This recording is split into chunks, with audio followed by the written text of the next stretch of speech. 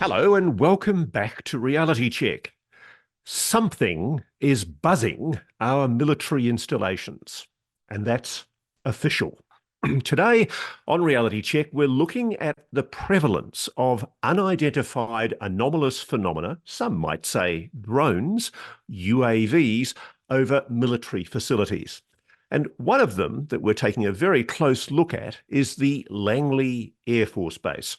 You may have seen an article in The War Zone, which is an excellent online publication in which Joe Trethewicz and Tyler Rogaway wrote a piece about so-called drone swarms in December last year. Take a look at this video. This is a video shot by a local who was standing on the front lawn of his beach house near Langley Air Force Base across the water, filming on the evening of December 14th, right after sunset. He was watching what was meant to be that night's meteor shower. He says that around 7:15, he began to see red blinking lights from the direction of Virginia Beach coming in high and circling north of Langley Air Force Base, heading west and then passing directly over the base, heading east and back in the direction they came. It began as one or two coming every few minutes, and at its peak, he said, I would say there would be upwards of 5 over the base that would sometimes stop and hover directly over the base. This witness says they were always blinking from white to reddish orange. The blinking wasn't uniform, and these weren't planes. The lights were not on the ends of wings or rotors. They were round orbs of light. He's very clear on that point, this witness, which does tend to suggest some questioning to the drones explanation that's given in the War Zone periodical. It's a line that has been pushed by many in the defense media for some time, that the simplest explanation for what we're seeing here is drones. But are they? So we have a late-breaking development on this Reality Check story. The man who shot the videos, Jonathan Butner, has agreed to speak, audio only, to Reality Check. He was across the water from Langley Air Force Base on the evening in question in December, and he's now willing to give us his account of what he saw. And the fascinating thing is, he's pretty sure what he saw was indeed anomalous, not some kind of commercial drone, helicopter, or other aircraft. Good evening, Jonathan Butner. Hello, Ross. So, Jonathan, tell me what you saw in December last year. I understand we won't say exactly where, but you were in a premises, in a residence that was across the water from Langley Air Force Base. Tell me where you were roughly and what you started seeing. Yes, sir. So, yes, I was at a residence on the southern side of the James River at about 7 p.m. on Thursday, December 14th. The sun was just going down for the evening, and it was supposed to be a meteor shower that night. So I was there, just planning on watching that. Directly across from me is Fort Eustis, then Newport News, and then Langley is off in the distance as well. But I began to see, right after the sun went down, I began to see these reddish orange blinking lights that started coming from the southeast of me, crossing the James River. They began 1, 2, 3 at a time, kind of almost in a conveyor belt fashion. They would go north of Langley Air Force Base. It was what it appeared to me, which was about, I would say, 11 or 12 miles away, and then head towards the west, past it. But then they would kind of slowly turn and then go straight back over where I perceived where the base would be.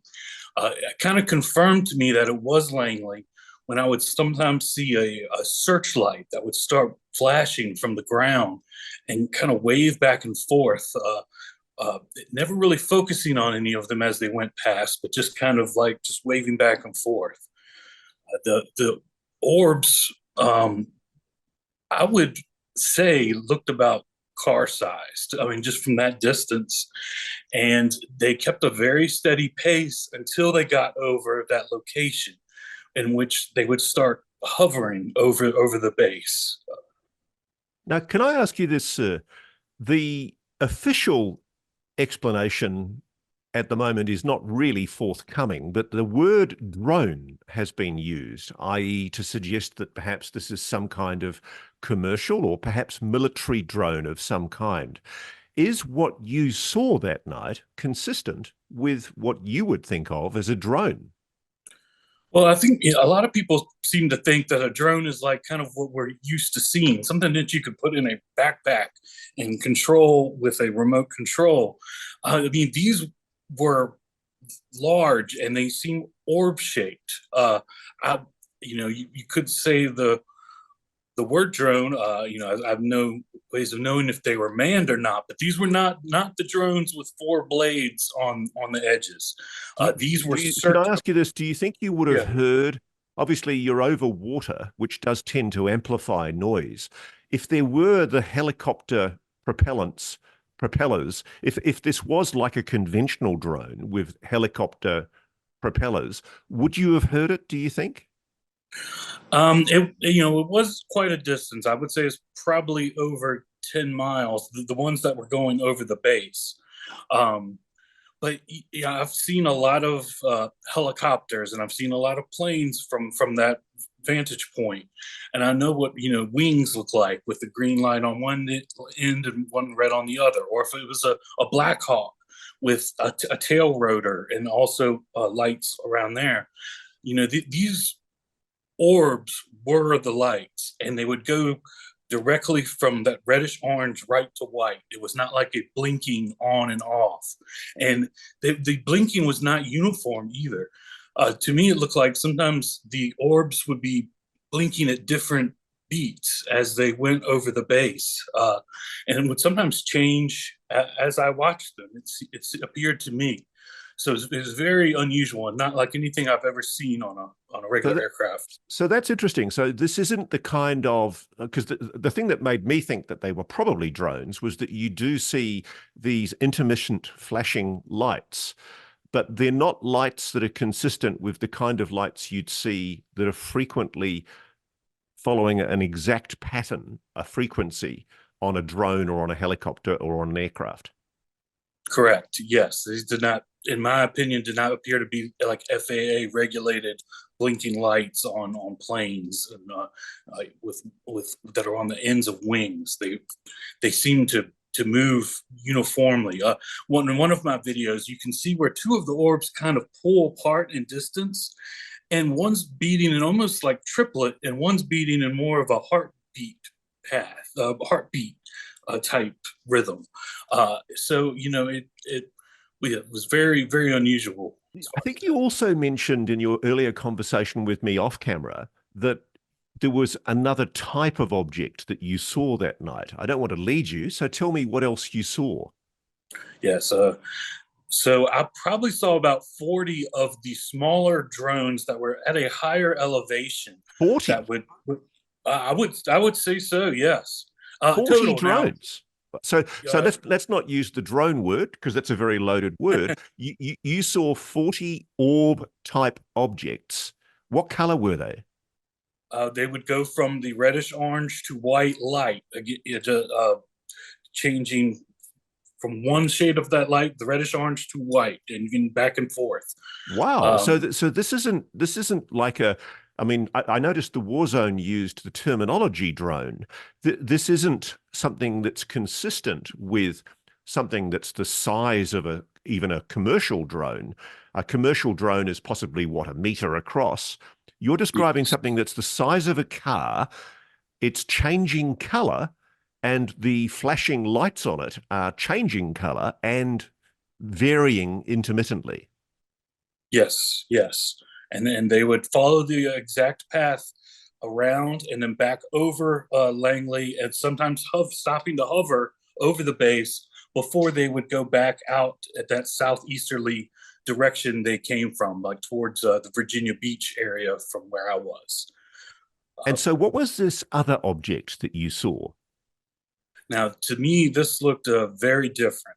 It would come from the same direction as the, I will say smaller, but the car size orbs. And this, it would come down over the northern bank of the James River. So this was probably closer to 4 miles directly past me. It moved right westward on the river past Fort Eustis. And this looked, the bottom was a glowing orangish red, kind of lens shaped, semicircular, and it appeared to have three white lights at the top of it. Uh, and it moved probably slightly above the tree level, very slowly right in front of me. And it went past 3 times. So this was either 3 separate vehicles or the same vehicle or craft going circling around 3 times. And in my opinion, it kind of looked like it was monitoring or observing everything that was going on over Langley. So you seem to be describing a mothership. Yes, I would say that a command control was something that came to mind while I watched it. Did you see any of the objects coming from that object? No, it seemed to come in separately and run that different course than the orbs that were coming in and running their pattern. And how long did you see these objects for overall? And what time of night was this, John? The first one I saw was probably right at 7:15. It peaked, I would say, around 8 p.m. that evening, and then just like it began, it trickled down to a slow line. And the last one I saw was probably right before 9 p.m., which is when I went inside. Now, as I understand it, our good friend Ryan Graves, who I'm also interviewing for this program, he's helped you get onto the FBI, who are investigating this case. Is that correct? Yes, sir. I have spoken with them as well, detailing what I saw. And was their interest piqued by the fact that you clearly are not describing what I think anyone would describe as a commercial or known military drone? I wouldn't want to speak for them, but they did. They were interested, and I was glad to be able to discuss with them, what I saw, and hopefully they'll be able to do, their due diligence with that. Sure. So have you been approached at all by anybody from the Defense Department, the US Air Force, or perhaps even from ARRO, the All-Domain Anomaly Resolution Office? No, sir, not at this time. Would you be prepared to speak to them and give evidence to them if you were asked? Yes, I'm willing to tell my story and help in any way I can with any kind of investigation. So, John, can I say this? I actually think I speak for a lot of people when I say it's very easy to get stigmatized and ridiculed for coming forward with sightings of UAPs. I just want to put it on the record. Well done to you for being willing to come forward, for having the courage to speak publicly, and well done to you also for speaking to the authorities. Thank you. I greatly appreciate that. And I want to say it's been watching people like you and Ryan Graves and others who have spoken out. It's really been a reinforcement on this. No, thank you. And I really appreciate that, because we're in this weird situation at the moment where particularly the US Air Force is very reluctant to make any kind of admissions about UAPs. We've had that, I think, very silly UAP historical report that was done by ARRO just in the last few weeks, which discounted the possibility that this is anything anomalous. Let me ask you this way. Do you think it's more likely than not that the objects you saw that December night last year were still an open mystery, anomalous, or do you think they are plausibly explainable as some kind of drone technology? In my opinion is that I believe they are anomalous and that they do uh, deserve to have a thorough investigation and to find out what they are and where they're coming from. Which all begs the question, why is the Pentagon so determined to put this back in a box? Here are you, a resident, a loyal, patriotic American citizen wanting to come forward with evidence. And good on the FBI for taking your evidence. Let's just hope they run with it properly and give it all the credible investigative analysis that it deserves. I agree. It's been frustrating watching what has happened to the Schumer bill, which was held back by a handful of politicians. And it's been frustrating to see that recent report from Arrow and the Pentagon. I really feel that it is time that we are told the truth to what is going on here. I feel, we're sitting on a beach and we have a tsunami of truth that could be possibly coming at us. We're sitting with our lifeguards, not telling us what is truly happening and protecting us. Well, good on you very much, John. And listen, would you let us know if you are approached by the Defence Department? And obviously, if you suffer any harassment at all or any kind of intimidation, we've got your back. So let us know, please, if you do suffer any kind of intimidation or retribution for coming forward with this account. Yes, sir. I definitely will do that. And thank you so much for your support. Great. Thank you so much, John.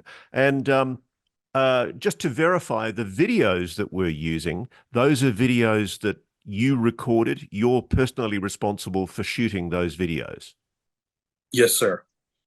And how many minutes of video overall did you record? I would estimate maybe around 10 minutes total, and I took a handful of pictures. Did you have anybody with you that night? Were there any other corroborative witnesses who can back that you saw what you say you saw? Unfortunately, no, it was just me that evening. And were there neighbors also looking at this weird phenomena that you were looking at across the water? I've not heard any of them speak up or say that any of them happened to see it. And one other thing, I noticed that in the War Zone story from Tyler Rogaway and Joseph Tresthwick, they talk about the fact that there was a NASA reconnaissance plane that was brought in. Were you there when that plane was doing its sorties over the Langley Air Force Base? I did not witness that.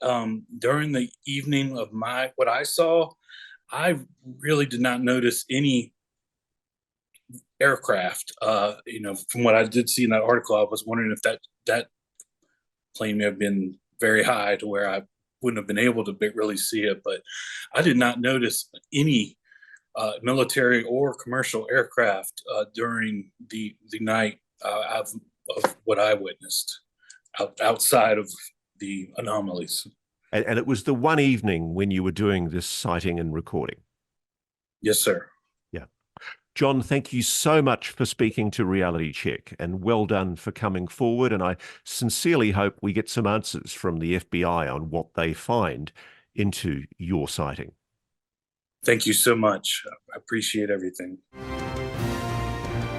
Now, I've spoken to this witness, and so has our guest today, Ryan Graves, a former FA-18 pilot who has actually flown out of Langley Air Force Base and knows well the issue of anomalous objects hovering over the Virginia coast.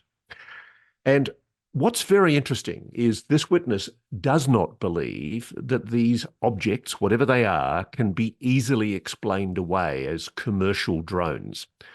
He says they didn't behave like a commercial drone. And the one thing that does puzzle me is if you were some kind of non-human intelligence or some kind of stealth technology coming in to get a peek at a US military base, why would you have flashing lights? Now, that's the issue we're going to explore today on Reality Check. And let me now bring in our first guest for today, Ryan Graves. Ryan Graves is a former lieutenant in the US Navy, a former FA-18 fighter pilot. He's the co-founder and executive director of Americans for Safe Aerospace, which is essentially a non-profit dedicated to military and commercial aircrew impacted by UAP and the pursuit of UAP transparency.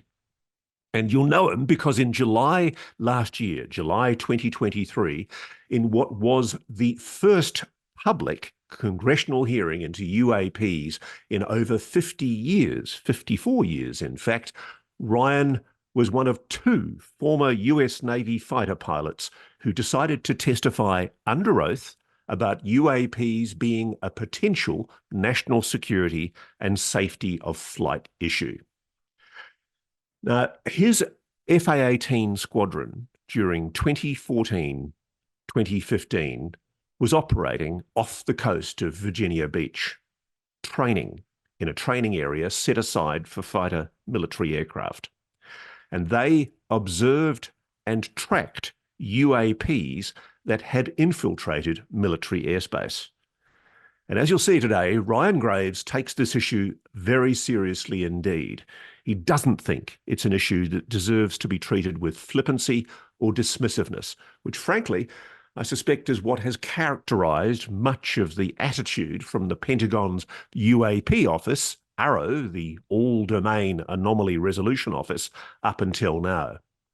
So today we're going to be talking to Ryan Graves about the implications of this latest video from Langley Air Force Base, one of apparently a series of incidents that occurred throughout December where drone swarms were buzzing one of the most sensitive military facilities on the east coast of the United States. This is a base where they have F-22 stealth fighters. It's the forward defense base for the defense of Washington, D.C. and the East Coast. What the hell was it in December 2023 that was buzzing one of our most secure fighter bases? So Ryan Graves, welcome to Reality Check and thank you for joining us today.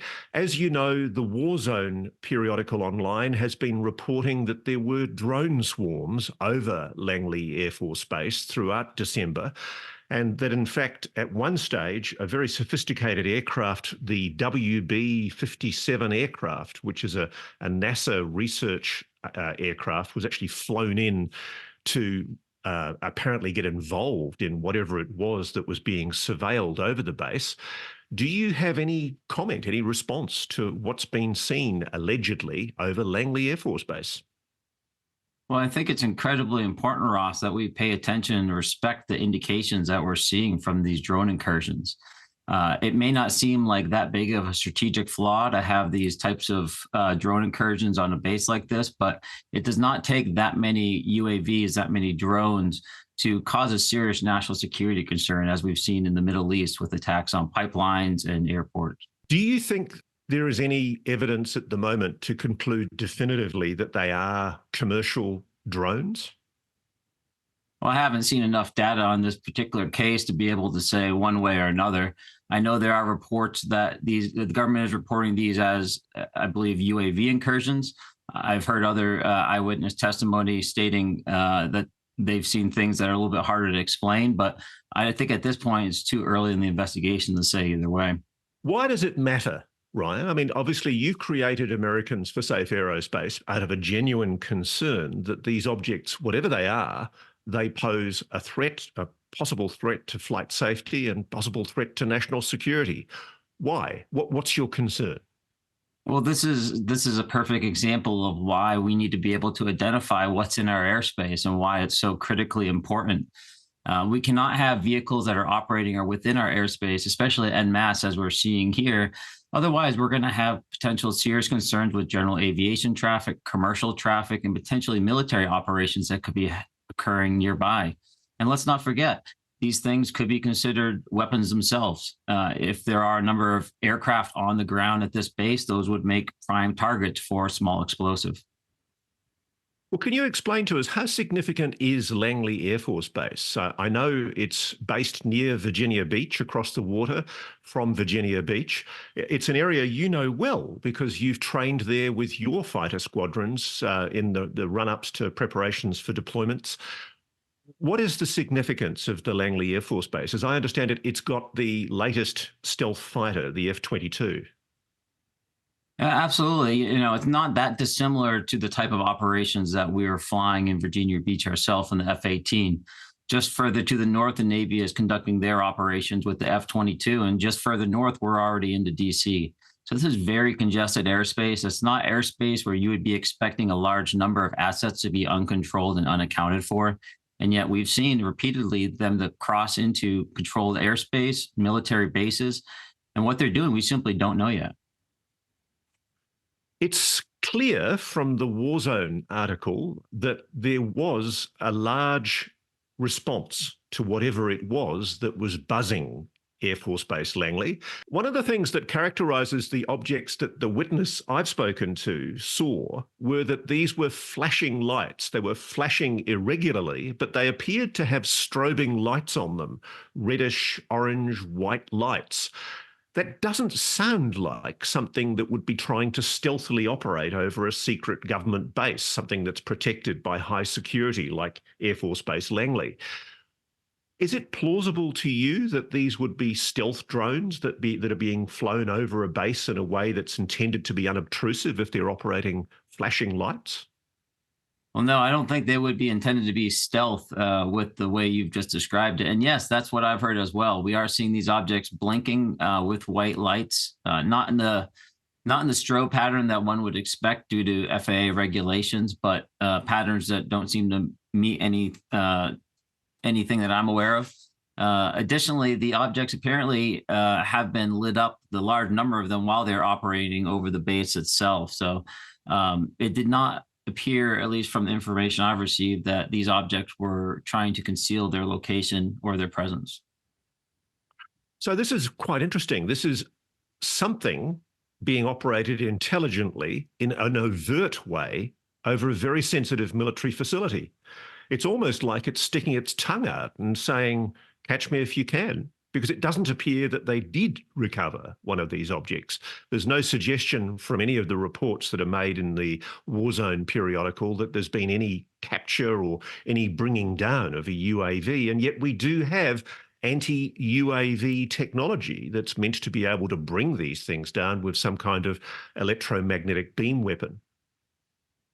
Well, yeah, we would think that we do have those capabilities, but as I believe it was the oncoming Northcom commander said, that this was one of the largest priorities, or was one of his number one priorities for the first 90 days in his position.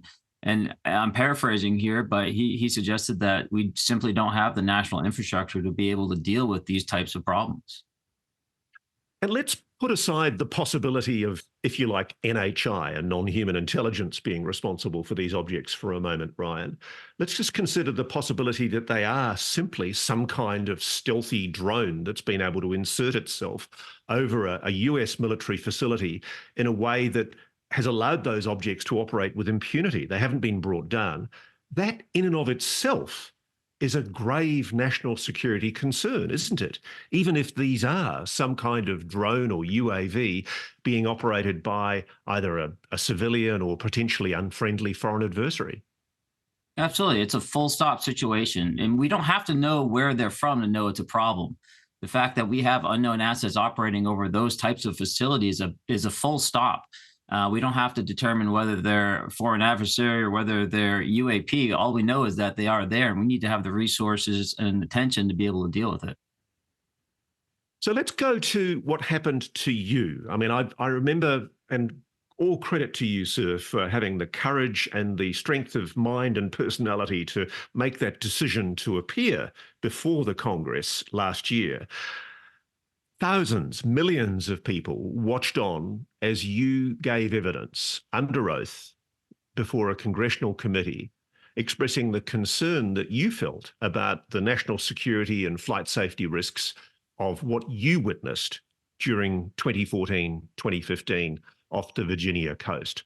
What did you witness? Well, between 2014 and 2015, the squadron that I was in, VFA 11, and myself, were seeing on a near daily basis objects on our radar, on our camera systems, or with our eyeballs that we didn't have an explanation for.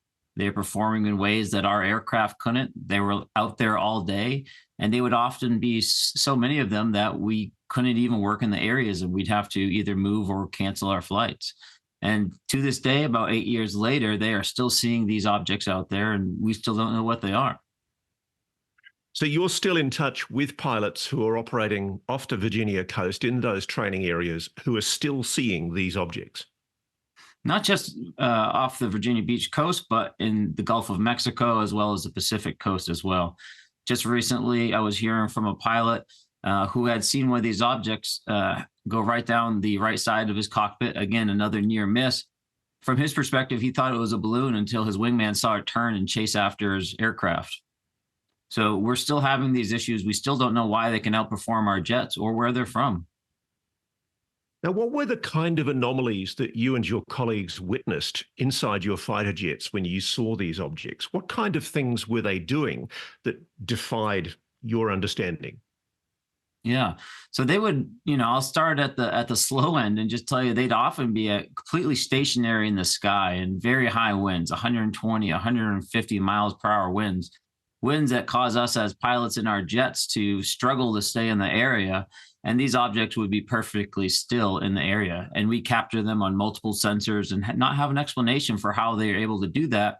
And yet then accelerate to hold at about 350 miles an hour. And they would do so for multiple hours.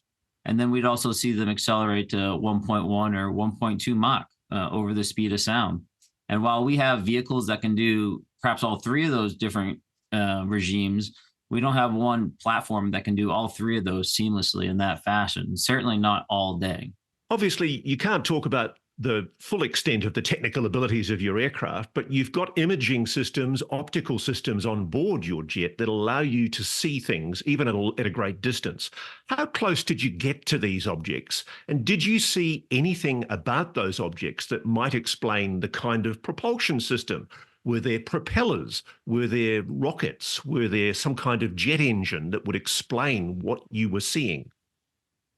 Well, as naturally inquisitive fighter pilots, we did try to get close to these objects to try to visually see them. Often it was very hard and we couldn't, even though all our sensors would be telling us where to look. But eventually, we almost hit one of these objects as it went right down the right side of our wings within about 50 feet of the lead aircraft. And when we saw it, that's when we realized that these were truly something special. There were no wings on these aircraft. There were no propellers. There was no exhaust coming out of the back. There was no back to these objects. They appeared spherical. They appeared solid and consistent, and they would move without any type of energy expenditure as far as we could see with our sensors. So what do you say to the debunkers who consistently claim that what you're seeing was probably some kind of balloon or something that can be prosaically explained? I think that's just a misunderstanding of how these systems work. It's not just one sensor or one system that we're using to gather data on what we're seeing out there. It's a number of sensors that are collaborating and cooperating across multiple sensors across multiple aircraft, and that allows us to get close enough to visually see these with our eyeballs. And so when we can track these objects and then we can sense them on our radar going at very high speeds, these are the same weapon systems or same radar systems that we use to guide our weapons and to keep us alive while we fly. And I have very high confidence that in the data that they're providing us. So you're getting, if you like, what I look for as a journalist when I'm interviewing somebody is corroboration. I'm looking for multiple independent, objective strands of evidence that allow me to verify that something happened as described. What you're describing are, if you like, multiple forms of corroboration. There were different sensor systems that were operating that were allowing you to verify that whatever those objects were, they were real. Absolutely. And the way that our systems are now, all the aircraft are linked together. So when one person's seeing something, we're all seeing it. And that just increases our confidence in what we're reading off our systems. We spend a great portion of our lives becoming experts in these systems, and it's no small thing to do.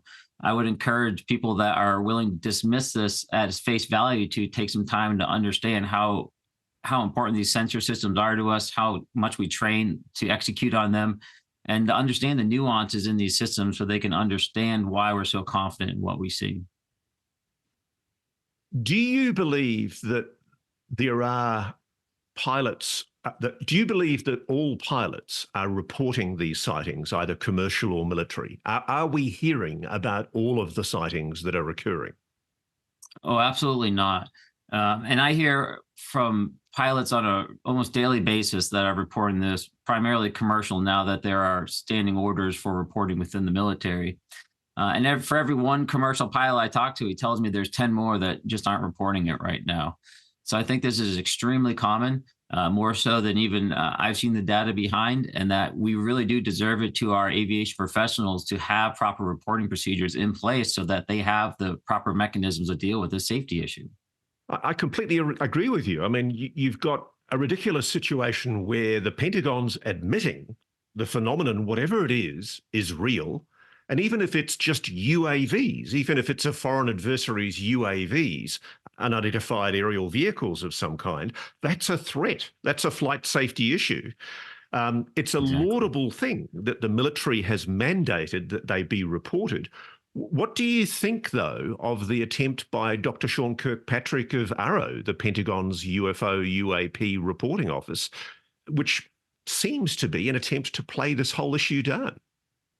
Well, the reality is that you can submit an order, an instruction within the military all day to tell the troops to do something, but unless there's buy-in at the operational level, at the command level, and there's training to implement it, and there's time spent, and there's feedback given from that reporting, then no, that there really hasn't been reporting implemented. There's just been a shout into the wind, unfortunately.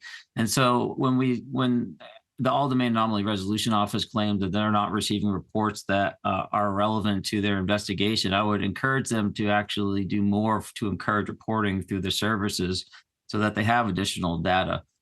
Likewise, there is valuable data, I believe, in the commercial markets as well with the pilots that are what they are seeing on a regular basis. So, at least in the military, there's been an expression of will by the leadership, albeit somewhat flaccid in reality, to actually get these things reported. What's the situation in commercial aviation? Is there a requirement imposed on pilots to report these objects? Is there a system, some kind of official system that allows these things to be reported? So there's a fine line in commercial aviation on how the reporting of this needs to be handled. Often what pilots are seeing are lights that are very high altitudes or above the aircraft, or perhaps operating around the aircraft, but outside of 10 nautical miles. In a lot of these cases, they don't necessarily fit the criteria for a aviation safety report that would go within certain existing aviation safety reporting systems that are held at NASA and the FAA. Sometimes individual companies such as United or Delta might have their own internal systems that they use to track instances. And so none of these necessarily fit the right methodology for reporting UAP, and it's not encouraged either. And so one of the things that we've done, we've communicated to folks on Capitol Hill, to our representatives, to say, hey, here's a no nonsense way that allows pilots to be able to report something if they see something. And we have to remember, a lot of these pilots have been flying for their entire lives. They have 30, 40, 50,000 hours of experience. These are some of our best human sensors that are flying over our heads every day and every night. We should listen to what they have to say and take it seriously. Yeah, you say that pilots are some of the best human sensors that we have, but the debunkers persistently say that you guys get confused, that you don't understand what you're seeing, and that they're capably dismissible as prosaic objects, weather balloons. What do you say to those debunkers who consistently tell you that you're not seeing what you think you're seeing? Well, I will not argue that we're not perfect and we're not superhuman. We certainly do make mistakes. Again, that's why it's so important that we have consistent reporting so that we can gather the data, that we can weed out the trash, and that we can really start to see the patterns that emerge. And there's no version of this where not collecting the data is the right thing to do. So when you testified to Congress in 2023, I think it was July last year, you said that there were 30 witnesses who'd come forward to Americans for Safe Aerospace. What's the situation now? How many witnesses have you had come forward to your organisation since? I don't have the exact number on top of my mind, but it's increased significantly, multiples since then, especially after the hearing. We've received many more reports and we're still working through them. It was never our intent at Americans for Safe Aerospace to serve as a witness reporting mechanism, but pilots have been going to safeaerospace.org. They've been emailing me directly, and we've been receiving reports nearly daily. We are working with government stakeholders, with scientists and researchers in order to receive these reports and to better understand what they mean from a human factors and a safety perspective. And we're working with government stakeholders that help us understand the ramifications of this from a national security perspective as well. And so this data is being used, and it's being used to inform our policies that we're using to educate on Capitol Hill. There's a tendency, and I admit I'm as guilty of this as the next person, there's a tendency to see governments as monolithic organisations that speak with one voice.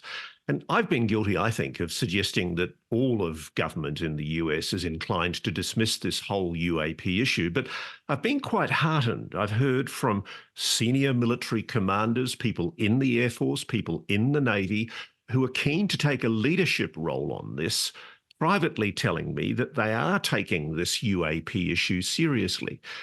Is that your experience as well?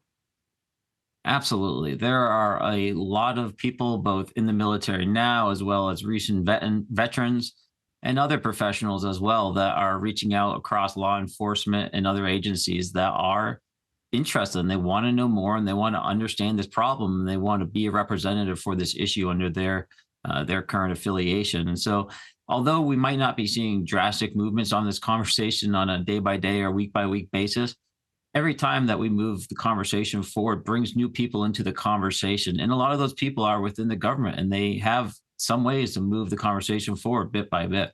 So it's all very important work.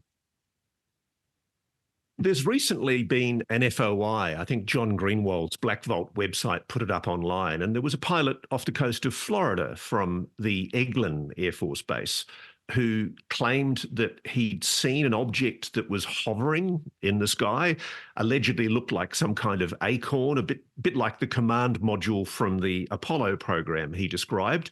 He drew a picture of it. The video was recorded by his jet. I think his gun camera recorded apparently very good video of the object. The FOI revealed that the video existed, but were told that that video can't be released because of national security. What do you think of that kind of decision? Is it legitimate to keep that kind of video confidential because it might reveal capabilities of the gun camera vision of the jet fighter, or do you think that kind of video should be being released? That's a great question. So I'm not an expert in declassification methodology, but I will say that I have seen in the past the ability to declassify visual information by blacking out some of the more secretive information. So if this is truly just a regular video, you would think it would be relatively easy to black out the information that would be of concern. However, my understanding is that UAP related information is classified via the security classification guidelines that govern UAP. And so although they may block all the relevant information as it relates to the aircraft or the F-22, right now we would expect them to maintain classification status due to that security classification guideline. So all that to mean is that if they see something they can't explain, they're automatically going to classify it, and that's the end of the conversation. Yeah, but Ryan, according to the Arrow recently departed boss, Dr. Sean Kirkpatrick, this is all piffle and nonsense anyway. I mean, UAPs appear to be capable of prosaic explanation. He hasn't seen a shred of evidence, he says, to justify any conclusion that this is non-human. Are we being led astray if the military is using security classifications to gag, to censor public knowledge of what's really being recorded by the US military? Well, I absolutely believe that that's likely the case, as you suggest at the end there. But ultimately, the public is not going to be satisfied in this conversation until there's some justification to the dismissal of this conversation that they provided in their recent reports. The general public is not going to be satisfied by saying the DoD investigated itself and we determined that there's nothing going on here. That's not the level of trust that we have in our institutions right now, and we shouldn't expect that level of trust to be anywhere in our future. One of the things that I thought was very telling, Ryan, was that the Navy actually did acknowledge officially that it had 11 near misses with UAP that required evasive action and triggered mandatory safety reports between 2004 and 2021. 11 near misses with fighter jet aircraft or with military aircraft. That's a huge concern, isn't it? Oh, absolutely. I mean, you're looking at somewhere over north of $350 million worth of assets at that number if they were lost, never mind the lives. We take those types of incidents very serious as aviators, and we do a lot of work to mitigate those safety risks as part of our flight training. And so for us, it's fundamental that we do not ignore these risks. We need to have a method to report them. Now, one of the things that I think people have forgotten is that the Deputy Director of the Office of Naval Intelligence, in testimony to Congress, Scott Bray, gave evidence, I think back in 2021, when he and Ronald Moultrie first gave evidence to the Congress, that these objects, whatever they are that you and your colleagues were seeing, they couldn't be explained away as part of some black program, some secret program within the US government. Now, the significance of that is it can only then be one of two things. Either a foreign adversary is deploying technology that, on your account, is way beyond the known capabilities of terrestrial technology, using propulsion systems, hovering methods that we just don't yet understand, or it's something else, possibly non-human. Exactly. And, either one of those answers requires our attention. And we're not seeing that demonstrated by our government right now. As again, with these incidents that we've had over Langley recently, we've had over 1,000 incursions of unknown objects over one of our critical bases. This is unacceptable from a national security perspective. When does it rise to a level of attention that requires action? When it happens over the White House? I'm not sure, but it's getting closer. Maybe it'll take a landing on the White House lawn, Ryan. We'll see. So thank you very much, Ryan, for joining Reality Check. I think we're going to have to wait and see whatever official report comes out about the Langley Air Force Base drones, but I think it was very important for us to put them in context with what you and your colleagues experienced and what fighter jet pilots are still continuing to experience just off the Virginia coast there in a really crucial part of American defense aerospace. Thank you very much for giving us your wisdom. Thank you so much for having me here, Ross, and I really appreciate your attention on this critical national security issue. It is a critical national security issue, isn't it? But you wouldn't think that from some of the comments we've had recently from the body that we trust inside the Pentagon to do that kind of investigation.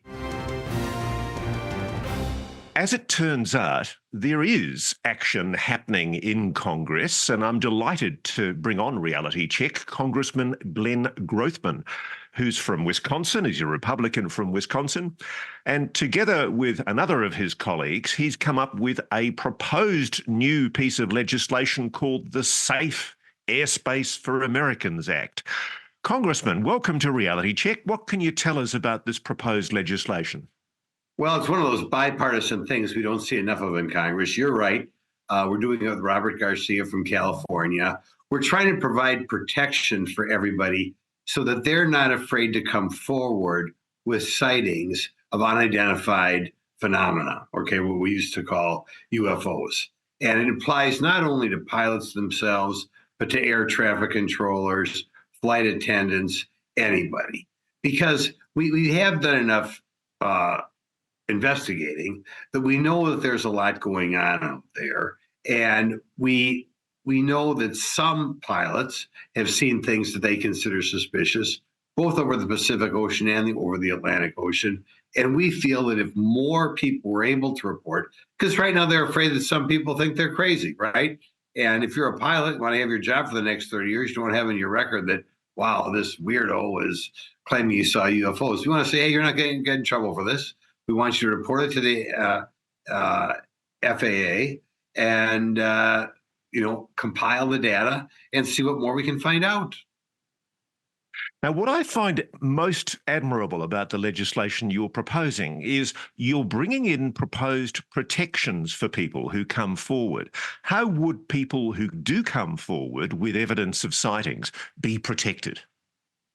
Oh, they can't harm them in any way in their job.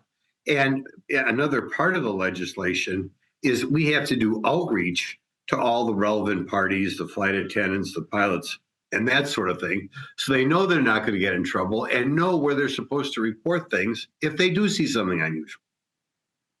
So that includes things like, as I understand it, that you're not allowed to use the fact that somebody's made a sighting to give them an adverse medical certificate and stop them from flying. Exactly. We don't want to have closed-minded people say, oh, there must be something wrong with Joe over there. He saw an unidentified flying object. Hey, wait a minute. Lots of people have seen these, and the more sightings that we can compile, the better off we'll be. Just speaking broadly, sir, where do you stand on the UAP phenomenon? I know your committee, you're on the, as I understand it, you're on the National Security Subcommittee of the Oversight and Accountability Committee. In fact, you're the chairman of the Subcommittee on National Security for the Border and Foreign Affairs. So that makes the issue of illegal incursions into US airspace an important one for you. How big an issue is the issue of UAPs, unidentified anomalous phenomena, for you and your colleagues in that National Security Subcommittee? We keep getting questions on it, and it's very important because we've had credible people, Air Force pilots, Navy pilots, see things that can't be explained. So there's something going on out there. There's something our government's hiding from us. We keep tracking down more government bureaucrats who hopefully will give us the final answer. And we're going to continue to do that. But we do believe something's going on there, whether it's something our own government is doing, whether it's something a foreign government is doing, whether it genuinely is something from, another planet. We'd like to know because something's going on and we are not given the appropriate answers. Does it frustrate you that you're a congressman? You're supposedly, I mean no disrespect, but Congress is king. You guys are meant to be the ones who hold the executive accountable, and yet you've got sections of the military who seem to take a view that they're not having to give information to Congress. One of the essential complaints that's been put forward by David Grush, the whistleblower who's come forward to your committee and others in the Congress, is that there is information that's being withheld from Congress. Is that an issue of concern for you? Well, it is. It's not unusual. All sorts of parts of the government, it seems like their goal is not to let Congress know what's going on and not let the public what's going on.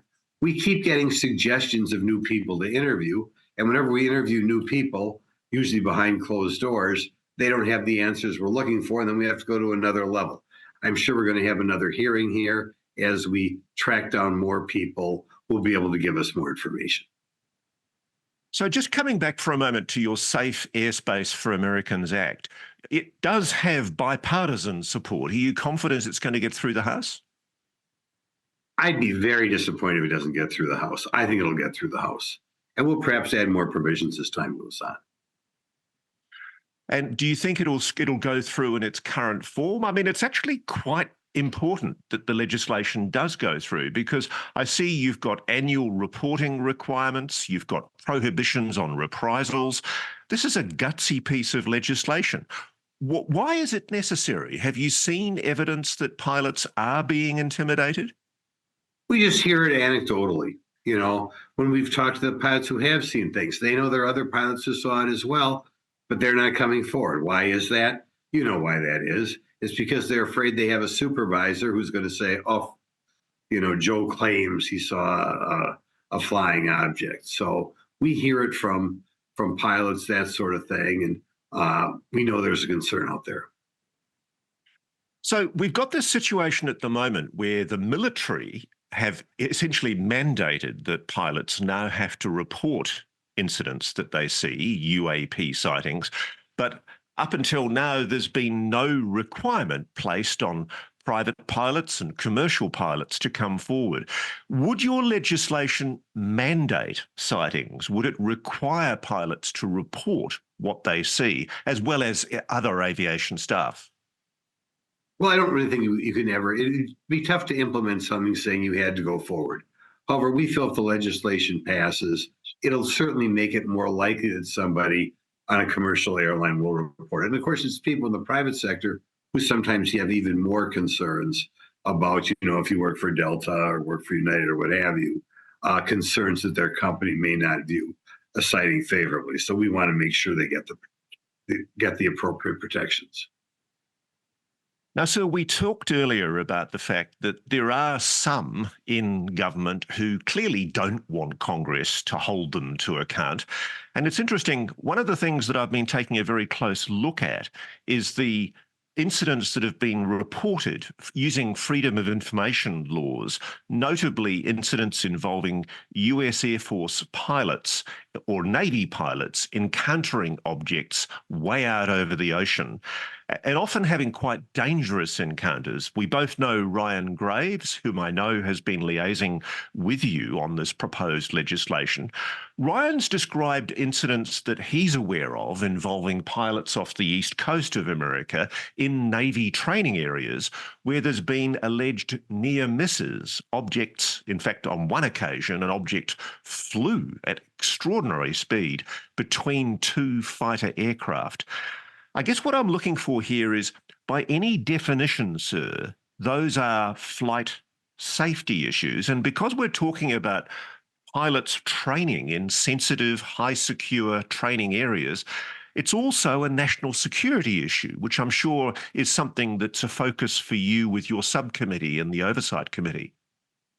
Absolutely. And that is another reason to be concerned. I think the major reason to be concerned is just you'd like to know what's going on out there, right?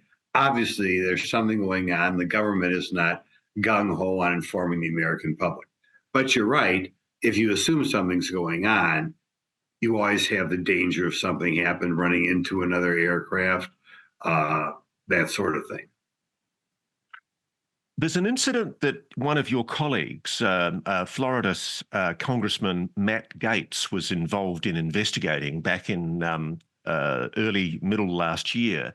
There was an incident that took place off the coast of Florida, I think in the Gulf of Mexico, where a large object was seen by the pilot of what was probably an F-22 Raptor, like one of the top new fighter stealth aircraft that we now have. He saw what he describes as something that looked cone-shaped, shaped essentially like a command module from the Apollo missions, hovering in the air. And he was essentially 2 seconds at the speed he was flying. He was 2 seconds from that object, and his sensor systems were disabled in some way by the object. He drew a picture of the object, which is just extraordinary. And more importantly, he secured gun camera vision, video of the object. Now, we know that this incident happened, sir, because the US Air Force has been forced to release a report that was written to the Defense Department detailing this incident. But we know that pretty much everything about it has been redacted, has been censored, including the video. Now, I know we have to balance national security. It's an important thing. We don't want to give away the capabilities of our jet fighters, the capabilities of our sensor systems. But does the degree of secrecy, the degree of confidentiality that we're constantly encountering cause you concern? Of course it bothers me, because if they're not bringing something forth, it means they're hiding something. And you have to wonder, why are they hiding it? Right? And if Matt Gaetz sees it, other people presumably saw it too, right? So it's not like you're dealing with something that is secret from all the public. You just don't want the public at large to know about it. Now, there's that incident, and then there's another incident I can tell you about, sir. We've actually found a witness for an incident that took place very recently at Langley Air Force Base, which is, as you know, very much in Virginia. So it's essentially one of the forward bases that defends Washington, D.C., a very, very sensitive area of airspace. And the official position seems to be that what we're seeing were benign, prosaic drone technology that was seen hovering over the base. We found a witness who actually videoed those objects and that witness does not accept that what they saw was a standard commercial or even military drone. That he believes that the objects were acting completely anomalously and utterly inconsistently with the kind of technology that we all know exists with helicopters, aircraft, or modern drone technology. Yet again, we're being told that this incident is under investigation, and I can only anticipate that we'll be told that it's all classified and we're not allowed to know about it. Are you confident that your committee, your subcommittee for national security, is getting all the answers that it needs? Because what can we do to help you as a congressman get the help that you need to find out for the American public what on earth is going on? Right. You can forward me the information on the sighting in Langley, but we just have to keep bringing in more and more government employees here till we get the truth. Right. I mean, when people have seen things, you know something's going on out there, and it is the nature of government to hide things from the public. And we just have to, we've had several private meetings with government personnel who continue to kind of play hide the ball on this. But we are going to continue to have more hearings and ask for more suggestions as to who we should talk to instead until this stuff has been made public. Because the public should know. The people are seeing it, right? They should know, is this something to be concerned about? That is this new American technology? What's going on? So we're not going to stop until we get to the bottom of it. And sir, I want to emphasize, none of us, we're all patriots. We all care deeply about our country, and we want our servicemen and women to stay safe. So there are things that don't need to be revealed and shouldn't be revealed when we're talking about classified military technology. But I just want to read you something that Representative Matt Gaetz said after he actually saw the video at Eglin Air Force Base that's still being classified from the American public. Representative Gaetz said, quote, "The image was of something that I'm not able to attach to any human capability, either from the United States or from any of our adversaries. And I'm somewhat informed on the matter, having served on the Armed Services Committee for 7 years, having served on the committee that oversees DARPA, the Defence Advanced Research Projects Agency, and Advanced Technologies for several years." I mean, so there's one of your colleagues basically saying that what he saw is anomalous, and we're not allowed to see it. Are you? We will continue to be more aggressive in getting information out. What bothers me in particular is there's information going back many years that still hasn't been released. And even if they're not going to give us information on something that happened in the last few months, why won't they give us things that happened 20 years ago? So I think before we come to an end, sir, there was a report from earlier mid-March. The Northcom Commander-in-Chief, a US Air Force General Gregory Guilleau, said that there are likely more than 1,000 incursions by unmanned aerial aircraft systems along the US-Mexico border alone each month.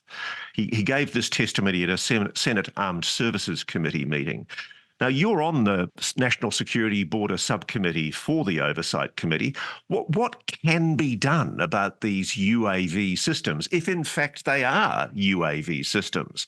I mean, we obviously don't know for sure because it's all being classified. Well, it wouldn't surprise me that things are going on the Mexican border, in part because there's such activity there involving the Mexican drug gangs and drug cartels, right? And we have been told when I've been down there that frequently the cartels have access to technology that is sometimes more advanced than what the U.S. government itself can obtain. So it wouldn't surprise me if we see all sorts of things at the southern border for that reason. These cartels have almost unlimited wealth, and it's unfortunate when you hear our Border Patrol say that they have things that our own government can't afford, or at least that our Border Patrol feels that they cannot afford.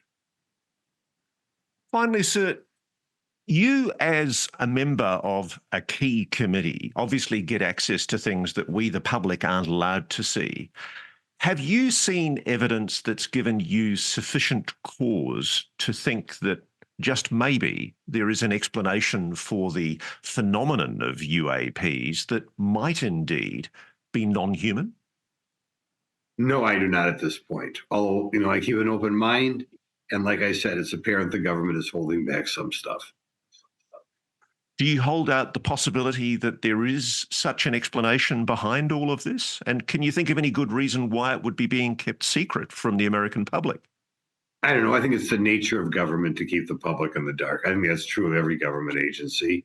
And it wouldn't surprise me. Nothing would surprise me. I'll put it that way, just because we've seen unusual sightings from so many people who are top flight people. Well, Congressman Glenn Grothman, I have to say we all congratulate you on the proposed legislation for the Safe Airspace for Americans Act. We hope it gets through the House, and we're on your back, making sure that you keep on pushing for greater disclosure and transparency on whatever there is going on behind the dark scenes. Well, absolutely. Check in again in a couple of months, and hopefully I'll have more information for you. Thank you very much, sir. Okay, so that's the congressman's position. Like a lot of people in Congress, the congressman's bound by essentially the information he gets. I think all of us have this impression that congressional representatives are omnipotent and they have the power to dial up whomever they want from the executive to get answers. Believe me, I know they're as frustrated as we are that they have difficulties getting answers to some of the secrets we'd all like to know about. Now, before I go today, we've got a few questions from viewers that I'd like to answer. The first one is, Ross, why are all these stories emerging from mostly Western countries? I've never heard anything from India and Pakistan, for example, and both are nuclear powers. Well, let me tell you, Adnan Khan Frank, there are things going on in India and Pakistan. By golly, there are. I'm in touch with people, nuclear scientists from both countries. Both countries have got the same problems we're seeing in the US, the UK, Europe, any country with nuclear facilities, nuclear weapons. There are anomalous objects buzzing Indian and Pakistani nuclear facilities. And just recently, there's been publicity in the Indian press, which I hope to report about soon, where there have been objects videoed by policemen and reported on by policemen over Indian nuclear facilities. There's a genuine concern about this, and in fact, it's got to the political level in India, where reports have been made to the Indian government. And I'm currently in touch with journalists and investigators in India who are trying to get to the bottom of this. Yet again, one of the problems is there's so much secrecy, for good reason, surrounding nuclear weapons and nuclear power facilities that the authorities just try and lock everything up in secret tape and try and keep us all in the dark. Well, let me tell you, we're digging, and we're going to hopefully get some answers for you on that very soon. The next question is from Patrick Glennon. What about the congressional hearings? It's gone very quiet. Look, I know there is a deep mood of despondency right now in UAP social media. Everybody thinks that, look, I have to say, everybody seems to think that the UAP issue is a form of entertainment and there needs to be kind of a weekly rollout of the next best thing. This takes time. I'm not at all deterred or in any way worried about the pace of change. There are enormous things underway in Congress. We've just reported on one of them, the Americans for Safe Airspace Act. That's an incredibly important piece of legislation because what it's going to do is mandate, to some degree, a protection of people in the aviation industry so that they don't suffer retribution for coming forward. I just recently had a pilot visit my home here in Australia who is a pilot for a major airline that does couriers of packages all around the world. Well, I'll leave you to guess who that might be. The pilot described to me an anomalous incident that took place over the Pacific Ocean en route to a particular country. He showed me video of what he'd seen, and he wanted me to know about it because he was concerned that, frankly, he's going to suffer retribution for using his mobile phone camera in the cockpit. Apparently, there are regulations against doing that. So he was worried about losing his job. And for that reason, he hadn't reported what he'd seen to his bosses. And he's even concerned about forwarding it on to the Federal Aviation Authority because then it might blow back on him if they then start investigating. So this is why there are things happening right now in Congress. There are moves afoot to, as well as get this legislation passed, there are still moves afoot for hearings. And there are whistleblowers in the works who are sitting there waiting for approval from DOPSA, the Defence Office Pre-Publication Security Review Team, to make a decision about whether or not they can feel okay about coming forward. These things just take time. It's not a weekly publicity event. You know, we're not going to put out a press release every week telling you what's happening, because by its very nature, a lot of this is covert and stealthy. A lot of people are frightened about coming forward, so they're testifying in camera, in secret, to congressional committees. But I can tell you there's a lot happening. I'm very optimistic. Finally, the next question's from Will Gallison. It seems the threat must be more insidious than merely losing one's security clearance. He's talking here about the threat to people who are thinking about coming forward, the whistleblowers. He asks, there are surely people who've worked in these legacy programs who've put away enough money to retire and have no need to maintain a security clearance. This has been going on since the 1940s at least, so there must be many people who were involved and who are now in their 70s, 80s and 90s. What do they have to lose? And the answer is not a great deal. You're absolutely right. And a lot of those people have come forward. I'm thinking of Corso. I'm thinking of the people. I mean, you've got a former CIA director, Roscoe Hillenkotter, who actually created a UFO advocacy transparency organization.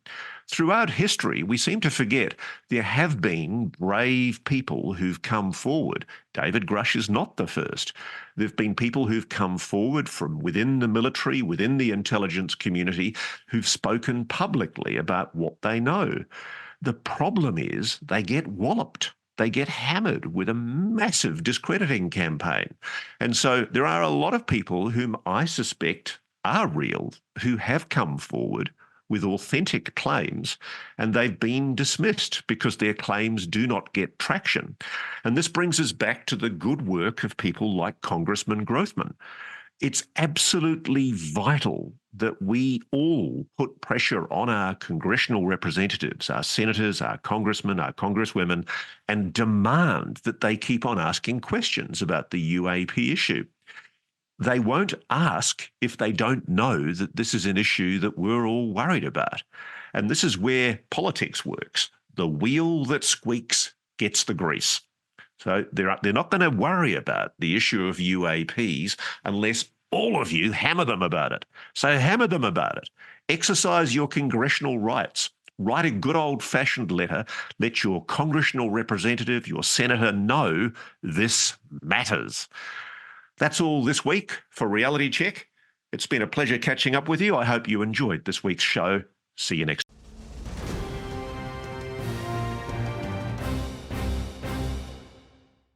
Well, hello, ladies and gentlemen, and welcome to this inaugural episode of Reality Check, a new program here on NewsNation that's going to dig into the issues that you and I care about. One of those issues, of course, is the subject of unidentified anomalous phenomena, UAPs. And by golly, what a week it has been to kick off a new show like this. Of all the ridiculous piles of steaming dog turd I've ever seen served up before the US Congress as a report that supposedly tells the truth about what's really going on inside the national security world, the Arrow Historical Review of UAPs was a big pile of steaming BS. I don't know whether I'm allowed to get away with that kind of language on NewsNation, but we'll give it a go and see if they get this through the edit. I care passionately about the laws of your beautiful country. I live in Australia and I'm a trained lawyer by profession, but I work as a journalist, an investigative journalist. I've done long form investigative journalism for much of the last 35 to 40 years. I'm a completely failed lawyer. I could never keep my mouth shut and I could never stop digging into the files that I found very interesting in the stories that I worked on. And I care about one thing in your country that is beautiful, the US Constitution. I'm jealously protective of the rights and freedoms that are gifted by that Constitution so expressly in your laws. And the reason I care about the UAP issue more than most is because at the heart of the unidentified anomalous phenomena mystery is the question as to whether or not the United States government is misleading the American public and indeed the rest of the world on the truth of what's really going on. As you know, in June last year, I did an exclusive story for NewsNation revealing the account of David Grush, a former senior, very senior intelligence officer with the National Geospatial Intelligence Agency and the National Reconnaissance Organization. And he revealed to me exclusively on television the shocking revelation that we are not alone. For the first time, an intelligence insider revealed the existence of a non-human intelligence engaging with this planet. He also acknowledged that it was true that the United States government has been involved in what are referred to euphemistically as crash retrievals, and that there is a retrieval program ongoing of non-human technology. There's also a reverse engineering program, a program underway inside the US government and private aerospace that is one of the highest kept secrets in the US government. It's a program to attempt to back engineer recovered exotic non-human technology. Now, even before I met David Grush, I knew this was true. The reason I met David Grush was because I heard about him from people inside the legacy program. And believe me, ladies and gentlemen, these are good people. They're patriots. They're not people trying to compromise national security secrets that should continue to be protected. They want the United States and my country, Australia, to continue to flourish as democracies. They love the idea of protecting our democratic freedoms, the constitutional ideas enshrined in your constitution. And what they're appalled about is that there has been an egregious failure that has gone on now for decades inside the national security establishment, which has concealed the existence of a legacy retrieval and reverse engineering program. Now, I know that sounds utterly absurd, and there will be the debunkers and the trolls who suggest that this is all a delusion. But as you'll hear today from a direct first-hand witness to the existence of that retrieval program, there is direct evidence, and it's just the beginning. There's going to be a long, slow rollout of witnesses and evidence put before the Congress. Now, it's not that Congress is dragging the chain, by the way. I'm very happy to tell you that I was in Washington, D.C. just a couple of weeks ago. I was strolling the halls of Congress and talking to defense and intelligence insiders, people who care about you, the public, getting the truth about what's really going on. And I was stopped on occasion by congressional representatives and indeed 2 senators, none of whom are actually prominent in the coverage, the news coverage that's been reported to date about the UAP issue. They were thrilled to see me. They knew me from the Grush interview, and they wanted me to know they care about this issue. They wanted me to know that there is a bipartisan support to get to the truth of the issue of this UAP mystery, not least because they recognize that it's a threat to the constitutional freedoms, the democratic ideas that I love about America. One of the things I'm jealous about, when I was at law school in New Zealand studying the law in British law, we don't have stipulated, enshrined constitutional rights. You do. You've got your various rights enshrined in your constitution in law. And that makes the role played by constitutional lawyers and professors very, very significant, because they can hold the government to account in the courts when there are prescriptions on those constitutional rights by acts of illegality by the state. And I'm sorry to get into a kind of a pointy-headed phase here, but I think this really matters. At the heart of my concern with the UAP issue is the kind of BS that happened last week when the Arrow Historical Review report was tabled in the Congress and presented to the public for the public to see. I knew that this pile of steaming dog turd was going to be a cover-up, and it is. It's an egregious, fraudulent misrepresentation on the American public of the truth of what I and many people know. And the irony is, it's going to backfire terribly on the Defense Department and the intelligence community. Because as you will hear today, what has been done in the presentation of that report to Congress is a flagrant breach of an extremely important executive order made by President Reagan, Executive Order 12333. This executive order, among other things, forbids the use by the intelligence community of any covert action influence campaign on either the media or public opinion. And now we've caught them red-handed, or so our interview today will allege.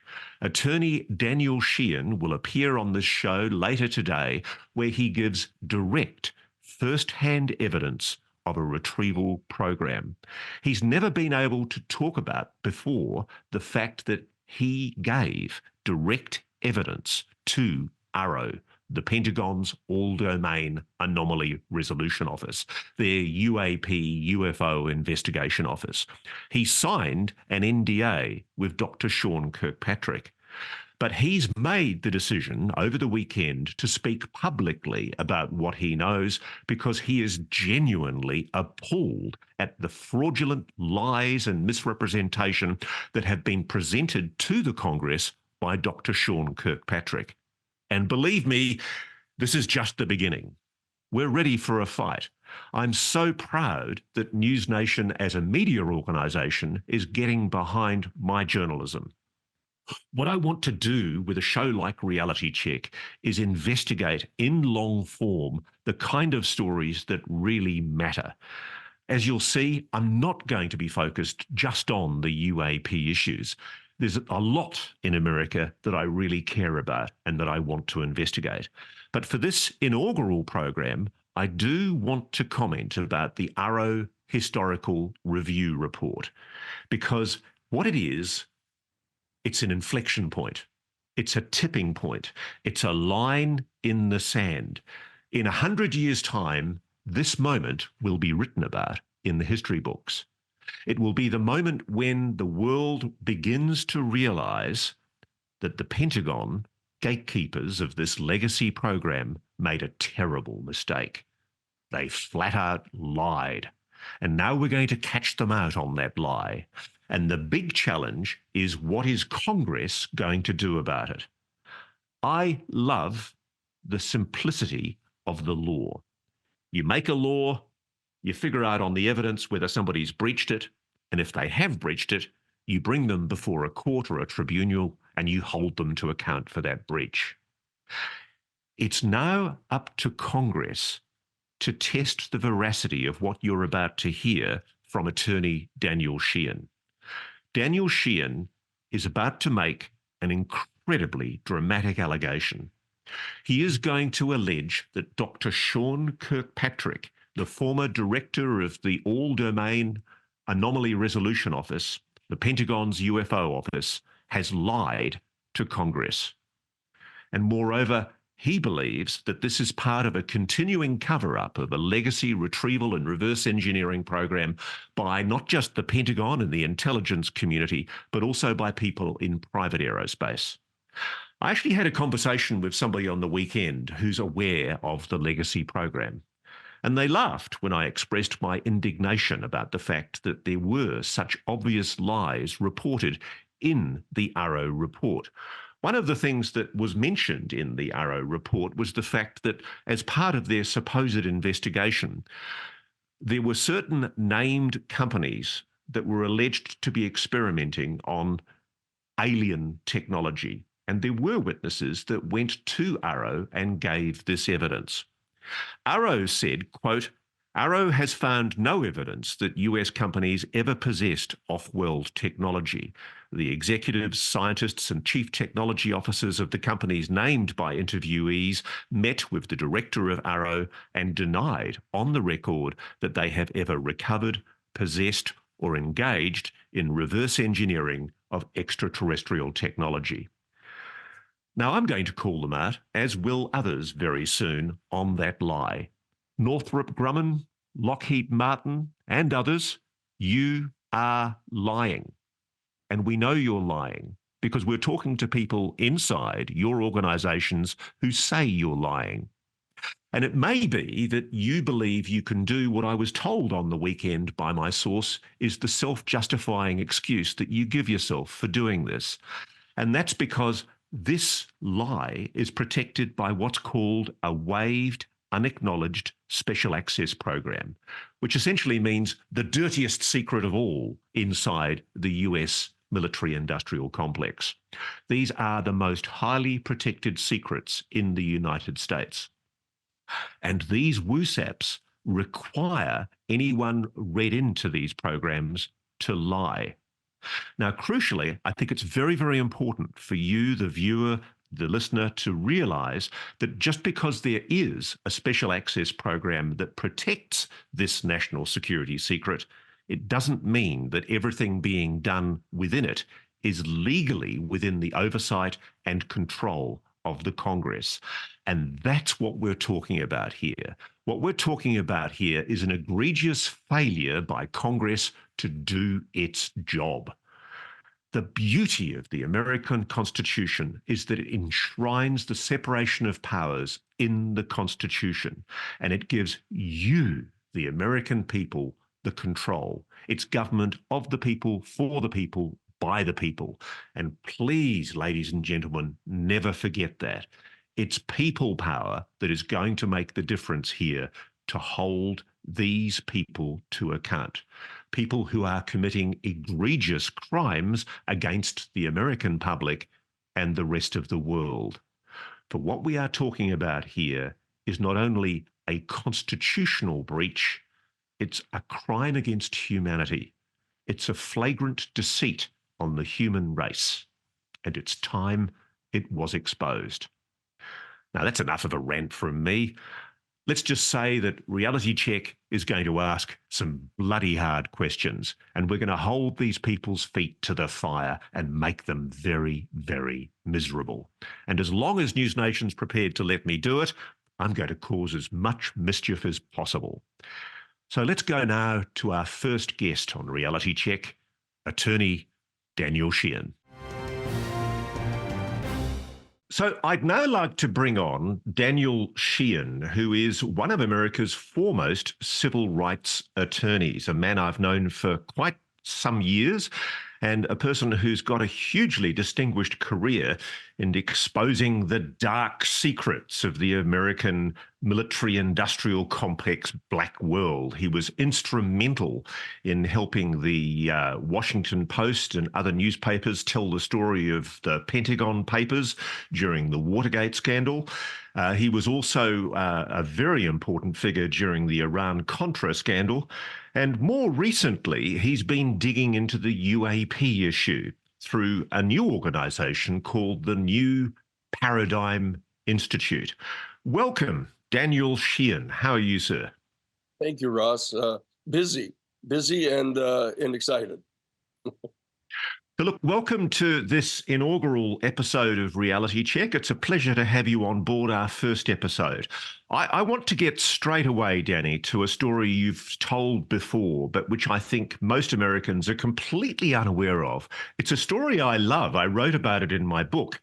And it's a story of how you were retained by Marcia Smith from the Congressional Research Service to do some work for President Jimmy Carter into the UAP issue. And before we get to the issue of what you were asked to do, just explain to me what you were told by Marcia Smith had happened when President Jimmy Carter asked to be briefed on the UAP mystery. Right. Well, what happened, Ross, is that President Carter was elected like on November 4th of 1976. And right by the 19th of November, even before he'd been sworn in, one of the first things he did is he sent word to have the CIA director come down to Plains, Georgia, to his home and brief him personally at his home about the UFO issue and his potential relationship to any extraterrestrial civilization. It turns out that the CIA director at that time was George H.W. Bush, who was later to become president. But at that time, he had been appointed by the new president, Gerald Ford, who had just taken over from Nixon, having resigned due to the Watergate burglary scandal. And George H.W. Bush refused to give him the information. George Bush told him that as the elected president, he had no reason to know this information. He said that if, in fact, Carter was willing to keep him on as his CIA director, so that he could become permanently the CIA director, that he might be willing to tell him about this. But President Carter did not. And so what President Carter did is instead he contacted the Congress and said, look, the Congress needs to be involved in this. And he asked the Science and Technology Committee of the House of Representatives to contact the Congressional Research Service and to have them produce two major reports for the president. One on the probabilities and likelihood of there being an extraterrestrial civilization. And secondly, whether it might be responsible for at least some of these sightings of the UFOs. And I was contacted by Marcia Smith, who was the director of the Congressional Research Service, Science and Technology Division, and asked to become special counsel to that investigation because I was at the Jesuit National Headquarters. I was their general counsel in their social ministry office, which was their public policy office. So can I just take you then very quickly to what happened? I'm going to tell this in a rough, quick form. As I understood it, you insisted on being given access to the hitherto secret unreleased Project Blue Book files. And incredibly, they agreed to do that. You were given access because this was a presidential fiat. And as a result of that, and I took great pleasure the other day, I was walking back from a bar near Congress, and I stood at the Madison building, the very same building where you were given entry before it was even officially opened. Tell me what happened that day when you went to the Madison building in the National Archives. What happened? Well, what happened is Marcia Smith had told me that I had to bring two forms of official photo ID. So I brought my Washington, D.C. driver's license, and I brought my passport. And I came to the building. I was surprised that nobody had even occupied the building yet. It was brand new. It had just gotten built.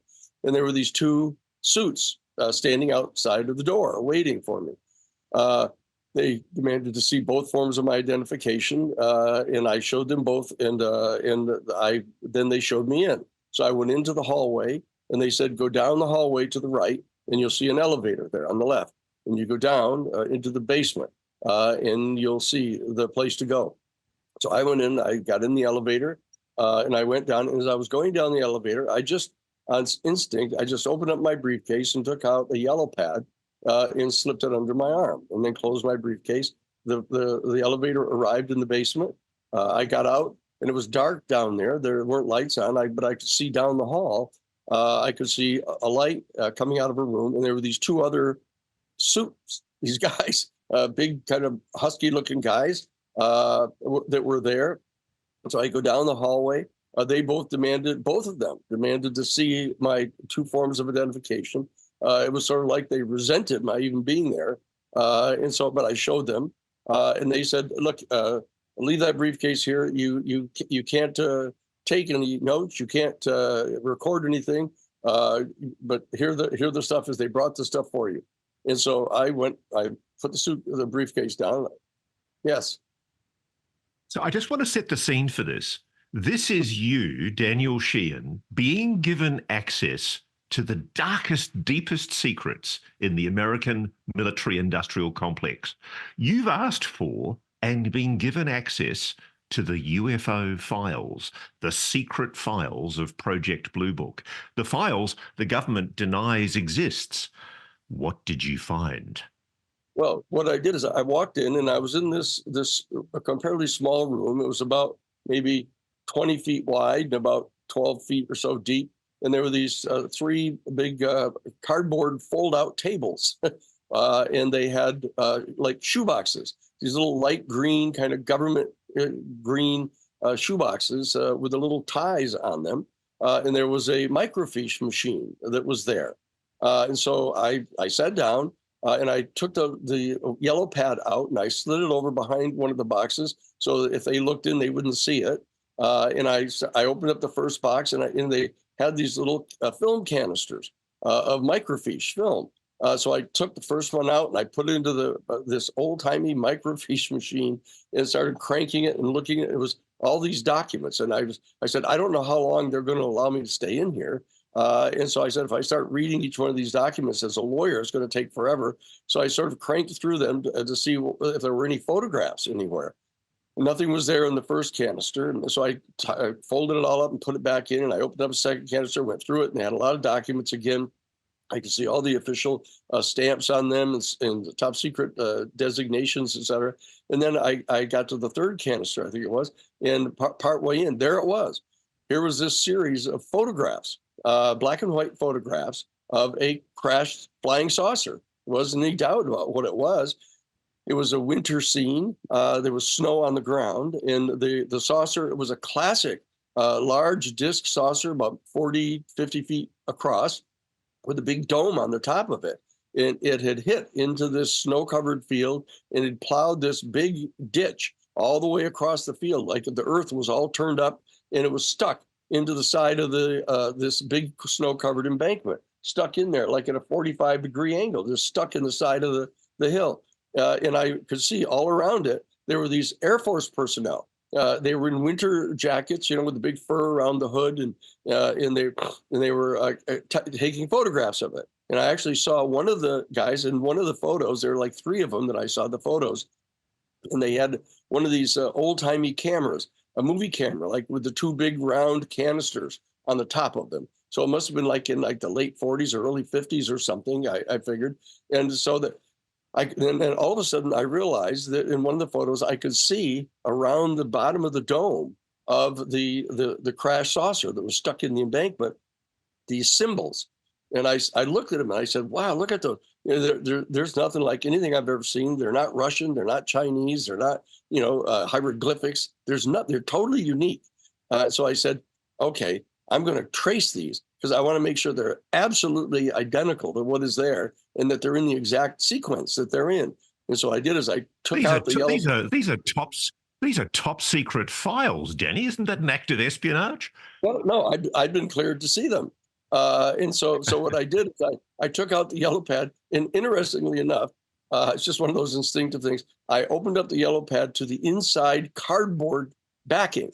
And what I did is I pushed the backing underneath the microfiche machine and then focused the microfiche right onto the inside cover of the yellow pad so that I traced them identically, absolutely, totally accurately, every single one of them.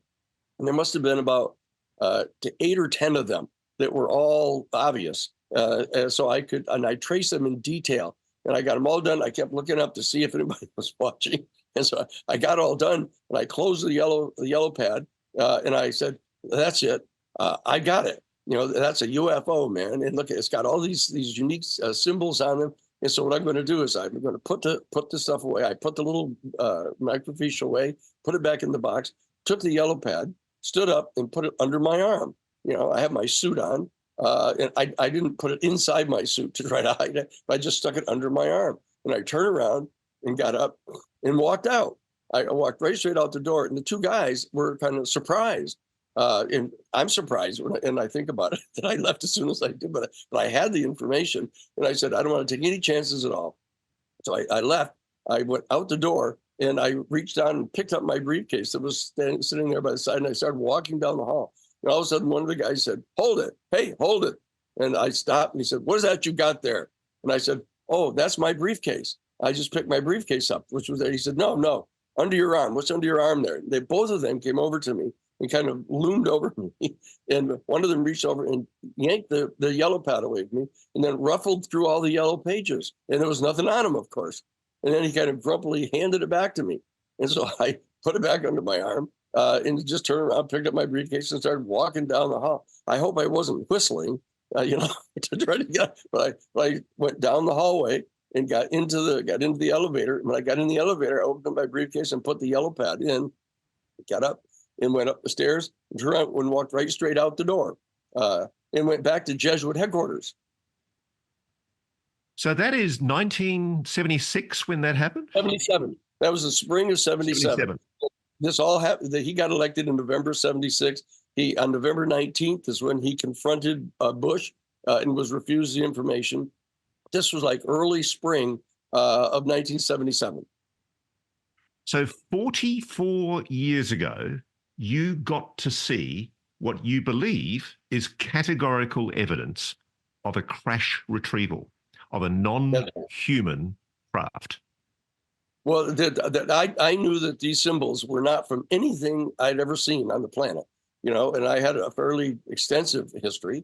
But as I say, I knew they weren't Chinese, they weren't Russian, they weren't Hindu, they weren't anything that I'd ever seen. I'd seen a significant amount of things. I studied foreign policy at Harvard College under Henry Kissinger. I studied theology and stuff at the Harvard Divinity School. I'd studied different legal texts. I was, in fact, the legal research assistant for Professor Jerome Cohen, who was the head of the International Law Department at Harvard. So I'd done lots of investigation about Chinese history and Chinese law. Nothing. These symbols were like nothing that I'd ever seen anywhere on Earth. Now, you're very sure it was US Air Force personnel in what presumably sounded like 1940s uniforms standing around what appeared to be a retrieved flying saucer. Yes, that's right. Because I recognized the winter garb because I was going to go to the Air Force Academy. So I was pretty familiar with Air Force garb, etc. I said, these are Air Force guys. And these are official Air Force guys, taking photographs and movie footage of this thing. And I knew it immediately when I saw it. But what's important about this, Danny, is that is, if I'm not mistaken, that is first-hand direct witness evidence from you of a UAP, a flying saucer, a non-human craft. Well, it was exactly as I said. That I was. There's no doubt that it was a flying saucer. That was absolutely clear, and there wasn't any doubt that it was crashed, and it wasn't any doubt that there were no symbols of anything on Earth that were on it. That much I know. Why do you think? Why do you think they gave you access? I mean, it's quite extraordinary. I mean, I can't think of any other time in history when anyone from outside of the legacy program has been given access to data, to evidence of the existence of such a program. I was surprised. So was Dr. Marshall Smith. When I asked her, she said, what kind of information would you like to see? And I said, I knew immediately. I said, I want to see the classified portions of Project Blue Book. I know that there's over 700 sightings that they were unable totally to rationalize away. And they had rationalized away a lot of sightings that wasn't legitimate. But these 700 of them, they were obviously things that were so highly credible and had so many credible eyewitnesses that there was nothing they could do. So they just logged them in as unable to be identified. And so those are the ones I wanted. And those are the ones that she said, oh, they'll never give you that. They'll never give you that. I said, well, look, if we don't ask, we'll never get them. So please ask them. She said, well, all right, I'll ask them. Now, listen, I've just got this naive idea that the President of the United States is the commander-in-chief. So when he says jump, people jump. I would have thought if President Jimmy Carter ordered the CIA director, even if it was George Herbert Walker Bush, to give information on the UAP issue, I would have thought that he would have jumped to attention and said, yes, sir, no, sir, 3 bags full, sir, and given him all the detail he needs. Am I being very naive here? Well, I won't comment on whether you're being naive, but I will say this, is that's exactly what I was told had happened. And other presidents have indicated the same thing. And when John Kennedy, I know that when I was investigating, I was in F. Lee Bailey's law firm when we were representing James McCord, a former CIA wiretapping specialist in the Watergate burglary. And I was tasked at the office to find out what the guys were doing in the Watergate hotel. What were they doing there? And when I conducted that investigation, one of the things I discovered is that on June 5th of 1963, President Kennedy was actually engaged in the exchange of secret letters with Khrushchev after the Cuban Missile Crisis of October of 1962. And they were actually planning to, both of them, take steps to disassemble the nuclear warheads of their respective nuclear arsenals. And one of the things that President Kennedy wanted to do is he wanted to demonstrate to Khrushchev his good faith, and he wanted to have a combined space program with Russia. So he demanded, Kennedy on June 5th, demanded that he be given copies of all the UFO files. And they realized that he was going to give them to Khrushchev. And so they refused to give them to him. So that's these two specific instances in professional investigative capacities that I had, that I was given direct information about that. So can I ask this? You were briefed eventually about the report that went to President Carter. Was President Carter given any detail about what you had discovered in the National Archives building that day when you were given access to the classified portion of the Project Blue Book files? Well, actually, that's one of the peculiar facts about all this, Ross, is that what happened is I was so thunderstruck by what I saw. What I did is I took it back to Jesuit headquarters, and I gave it to Father William J. Davis, who was my Jesuit superior. I was a candidate for the Jesuit priesthood at the time.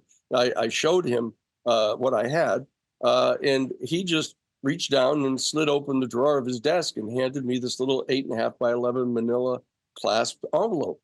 And I opened it up and slid out an 8.5 by 11 black and white glossy photograph of a UFO in flight.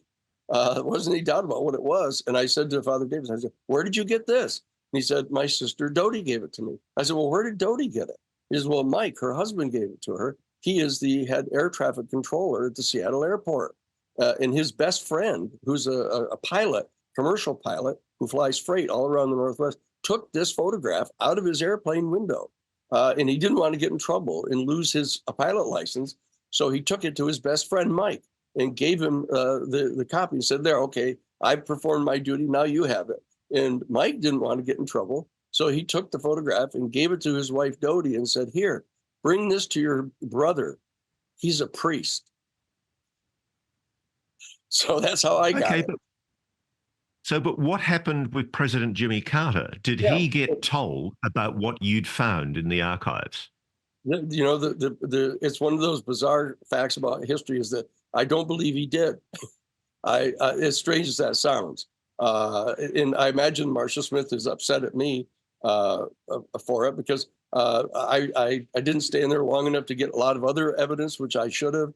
And I just gave it to Father Davis, and then we moved directly to try to get the National Council of Churches to set up a task force to investigate UFOs and to figure out what the theological implications were, and that's what happened.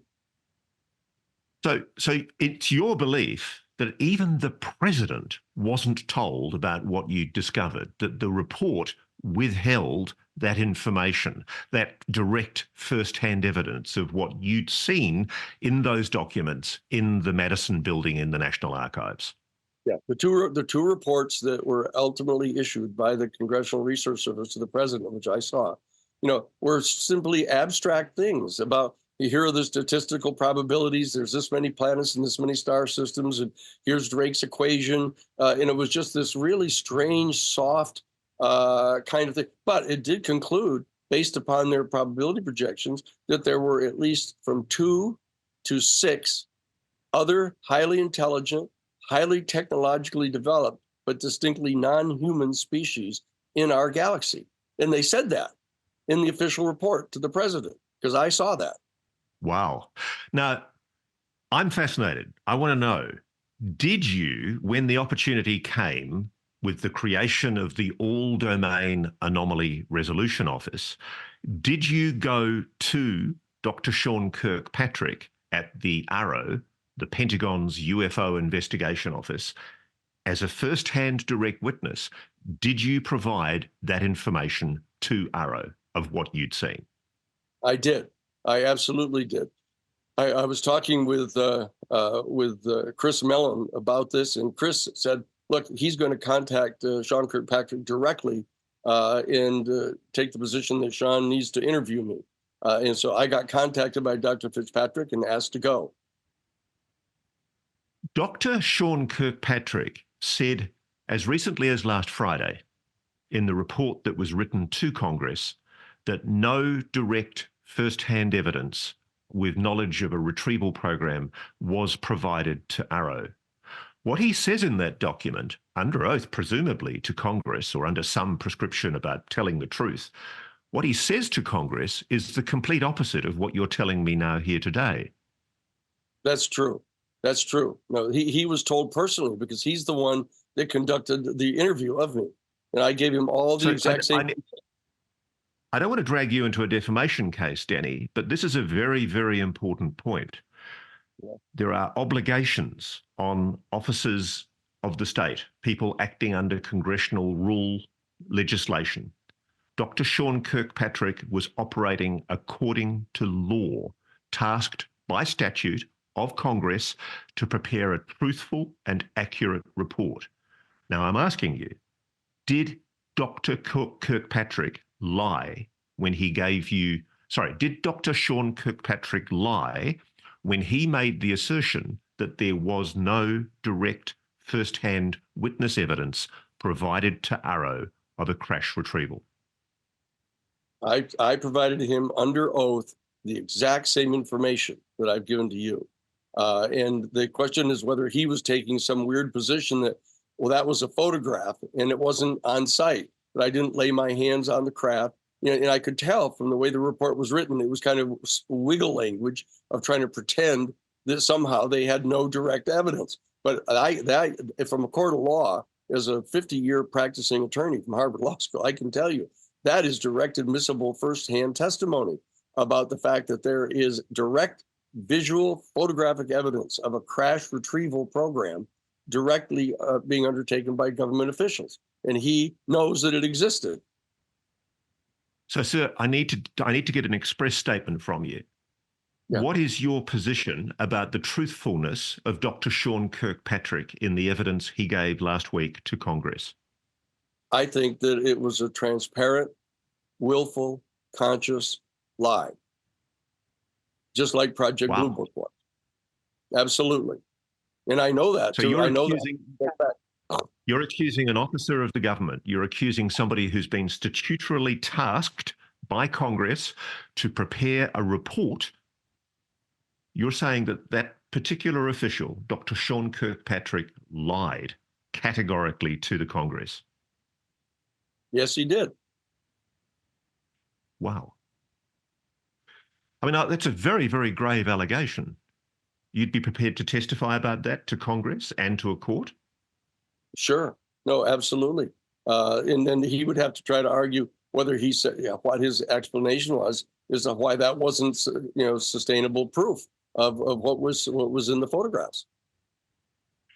Danny, you and I both know about an executive order, EO 12333.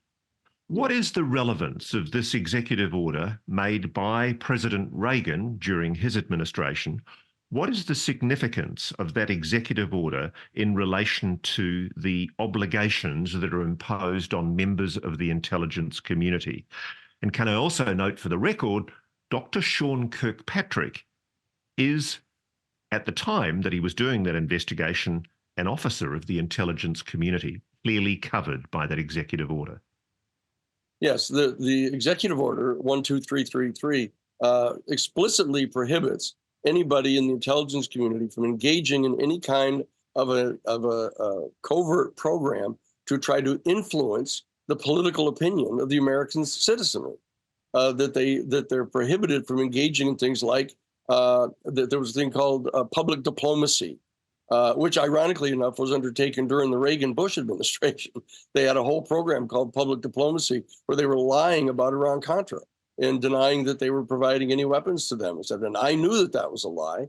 And so I undertook the professional investigation and presented all the evidence to Congress and got a special select committee put together to present the evidence to, and generated huge congressional public hearings about it. The same thing needs to be done here. This is a lie about them insisting that they don't have any such information. You know, I mean, for them to just turn around as they did in the report, Dr. Fitzpatrick or Kirkpatrick, and just say, oh, he doesn't happen to believe any of these witnesses that are firsthand witnesses because somehow they've been duped, you know, by the UFO community. You know, that's a ridiculous position to take, and it's propaganda. It is exactly what, you know, Executive Order 12333 is designed to prohibit, and they're in violation of that. With Is this it an report. enforceable? Is it something that could be taken to court and tested and enforced? That's one of the interesting things. I've had a set of discussions with a number of law school professors and legal experts on this. One of the things that we're talking about trying to do is put more enforcement language into the UAP Disclosure Act that was passed back in December, because they intentionally, the House members, the Senate, Michael Turner, the head of the House Intelligence Committee, insisted he and the Speaker of the House, Mike Johnson, were going to refuse to allow the bill to be put on the floor unless the enforcement provisions were taken out. And that's what happened. So that one of the challenges here is that it's difficult to enforce those things. Just like with the Boland Amendment in 1984, Congress passed a law totally prohibiting the Reagan-Bush administration and the Defense Department and the CIA from giving any aid, direct or indirect, to the Contras, because they've been declared by the International Court of Justice to be international outlaws. And the CIA went right ahead and defied it and kept right on going. He said, yeah, what are you going to do? And so what we did is filed a Federal Criminal Racketeering Act complaint against them, you know, and went to William Webster, the head of the FBI. I got Ross Perot, who was on President Reagan's National Security Advisory Team, to bring the complaint directly to Bill Webster. And Bill Webster began investigating it officially. That's how the Iran-Contra scandal broke out. And the same kind of thing happened when I was involved in the Watergate investigation with F. Lee Bailey's firm. We demanded that the Congress set up a special select committee to investigate it. Now, you've made a public statement now accusing Dr. Sean Kirkpatrick of lying. Has he responded? Not yet. No.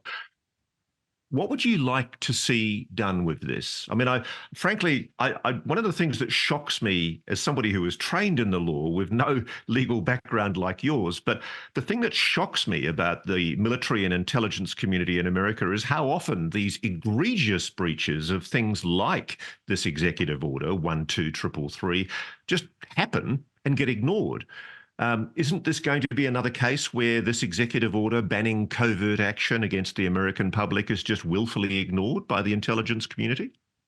Yes, unless Congress convenes hearings on this and remedies this with particular pieces of legislation and puts in criminal sanctions for these types of violations. That's why we've organized the New Paradigm Institute, and we're organizing Citizens for Disclosure, trying to set up an action team in every single one of the 435 congressional districts to write to their congresspeople and senators and get them to hold public hearings to know what needs to be remedied.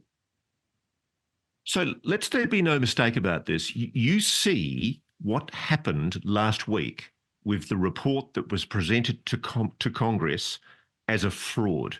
You think that the public are being lied to, and you have direct first-hand witness evidence that you're prepared to testify about to Congress, which proves that lie. That's right. Absolutely. Absolutely. I'm perfectly willing to testify to Congress about the first-hand direct photographic evidence that I saw of the crash retrieval of a UFO, which I'm convinced, because of the symbols on it, we're not part of any nation state on our planet. And that I told this under oath directly to Dr. Sean Kirkpatrick as an official Arrow investigative hearing, which we pushed on him and got him to take the testimony. And I gave it directly to him. All they had to do was just go check the records. Now, to your knowledge, were any inquiries made by Arrow as a result of your evidence to Dr. Sean Kirkpatrick? What was his reaction when you gave him the evidence? He asked me if I could provide to him a copy of the tracings that I had done, and I had said that I didn't have those anymore. You know, that I brought them to Jesuit headquarters. They were in the files of the Jesuit headquarters. And that as far as I knew, those files, I brought some files with me out to California when I came out here to teach at the University of California, Santa Barbara. And I don't know whether that particular yellow pad was in those Jesuit files or not, but it's that they aren't there. But he could at least have called as a witness Marcia Smith, who still works, as I understand it, in a private defence institute. She could have been asked and deposed as a witness to see whether or not she was prepared to give evidence to corroborate your claim. Sure, and of course they could demand to see the records that showed that the Project Blue Book files were brought to Washington, D.C., and 4 different security people were assigned to guard them. You know, and they were brought to the Madison building, and right there in the spring of 1977, there has to be clear records of that. And look, forgive me for having to challenge you on this, but this isn't some BS story on your part. You're actually saying this happened. You were given access, quite extraordinarily, to direct evidence that the United States government is aware of retrieved, potentially non-human craft. Flying saucers. That's right. That is exactly. I scratch my head as I think about this, because it's quite extraordinary. And I remember when I was writing my book, I was actually blown away by the fact that you'd had this experience. Because as far as I can see, it's unprecedented. Nobody's ever been given access to those secret files before. And as we learned with last week's historical review to Congress, the existence of such files is now categorically denied by Arrow to the Congress. You're saying they're lying.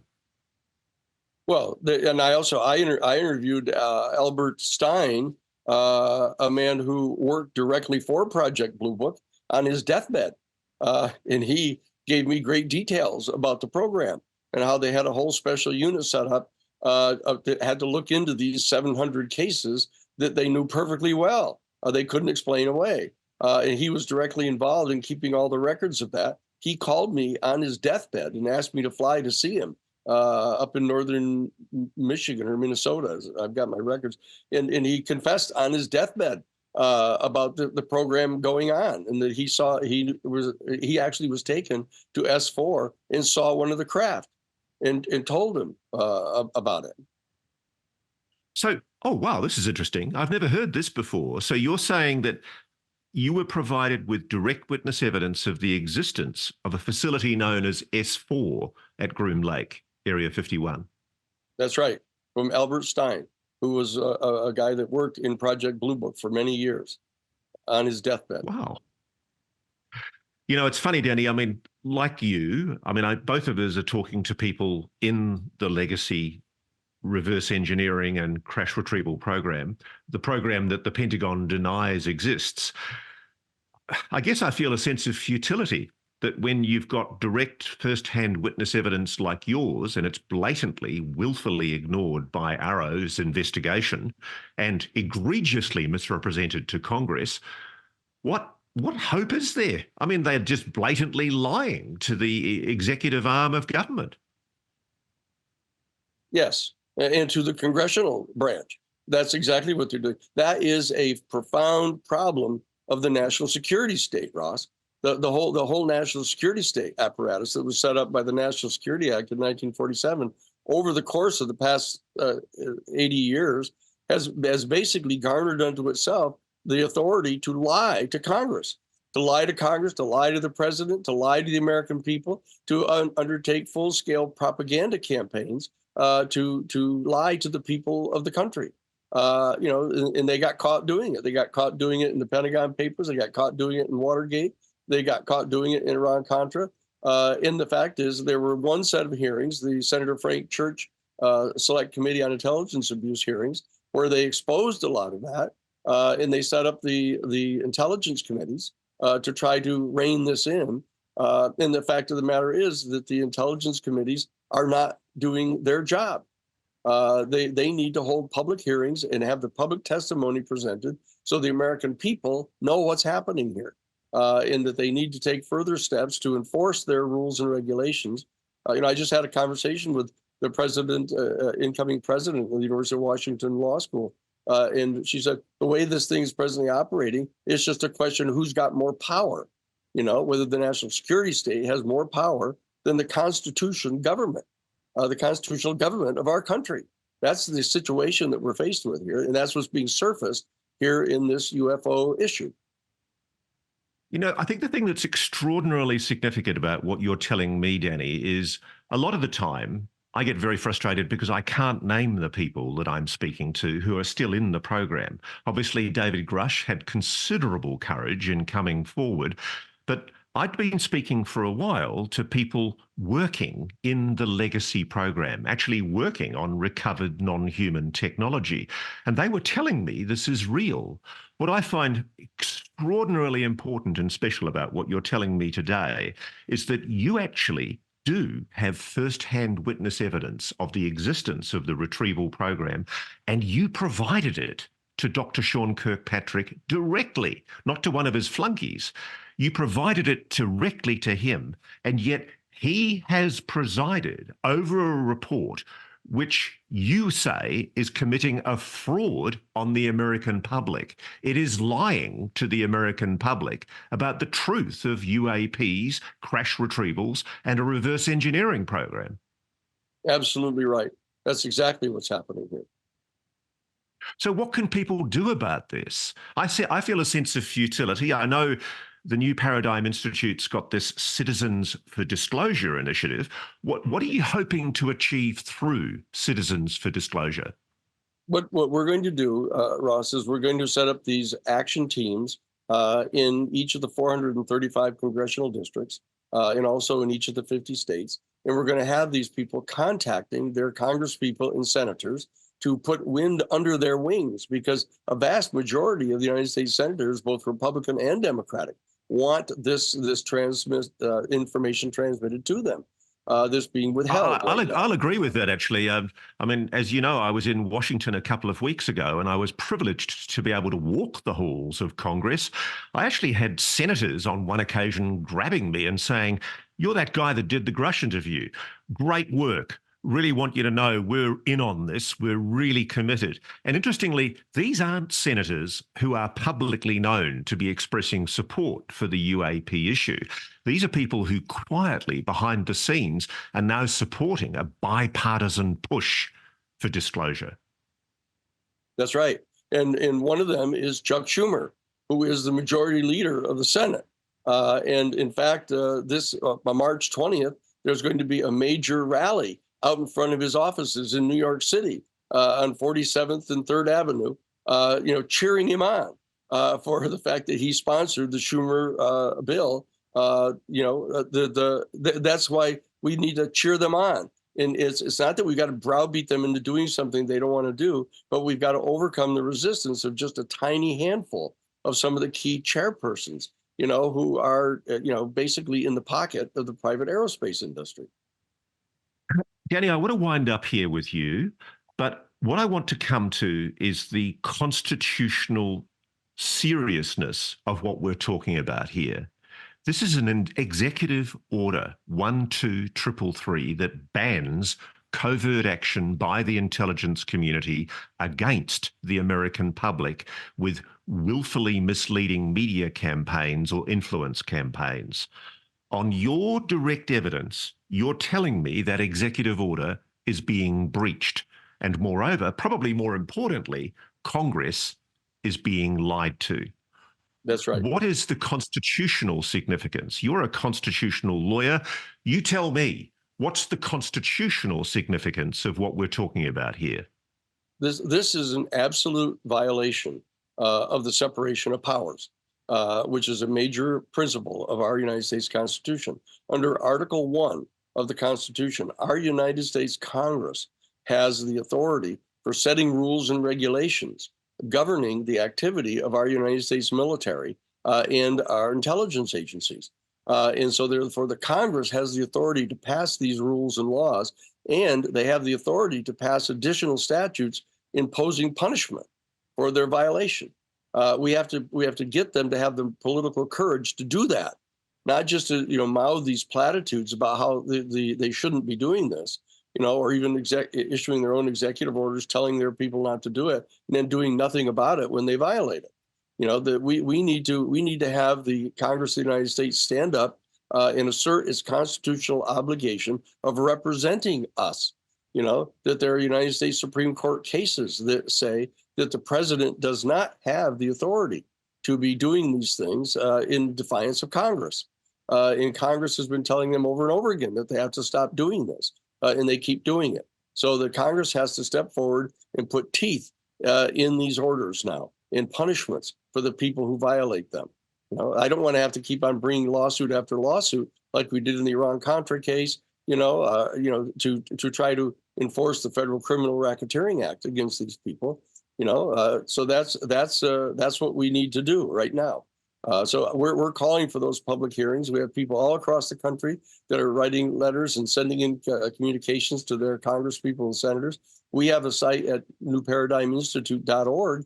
All the people have to do is go there and put in their zip code, and it'll tell them exactly who their senators are and their congresspeople person is, and it'll send a message to them, giving them their support for holding these public hearings. And you and I know that there are up to 40 people who have direct firsthand information about this program that Sean Kirkpatrick and the Aero Office have lied to the American people about, saying there's no evidence of any kind of there actually being such a program.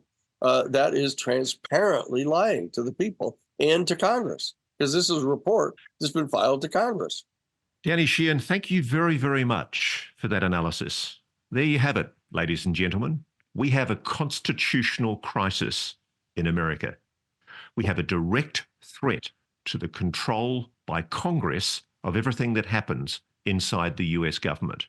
Egregious, flagrant, alleged breaches of the US Constitution. A challenge to the whole notion of separation of powers. Do Americans give a flying hoot? I don't know if they do. But Daniel Sheehan and his colleagues at New Paradigm Institute are going to give it a go. He's getting on the saddle yet again for another confrontation with the national security state. And if you'd like to help him, if you'd like to get behind Citizens for Disclosure, get in touch with the New Paradigm Institute. This is a very well worthwhile and well-deserved support organisation. Give it your support. We need to get to the truth. Daniel Sheehan, thank you so much, sir. I really appreciate you joining this inaugural episode of Reality Check. Thank you so much for your contribution. Thank you, Ross. It's a privilege.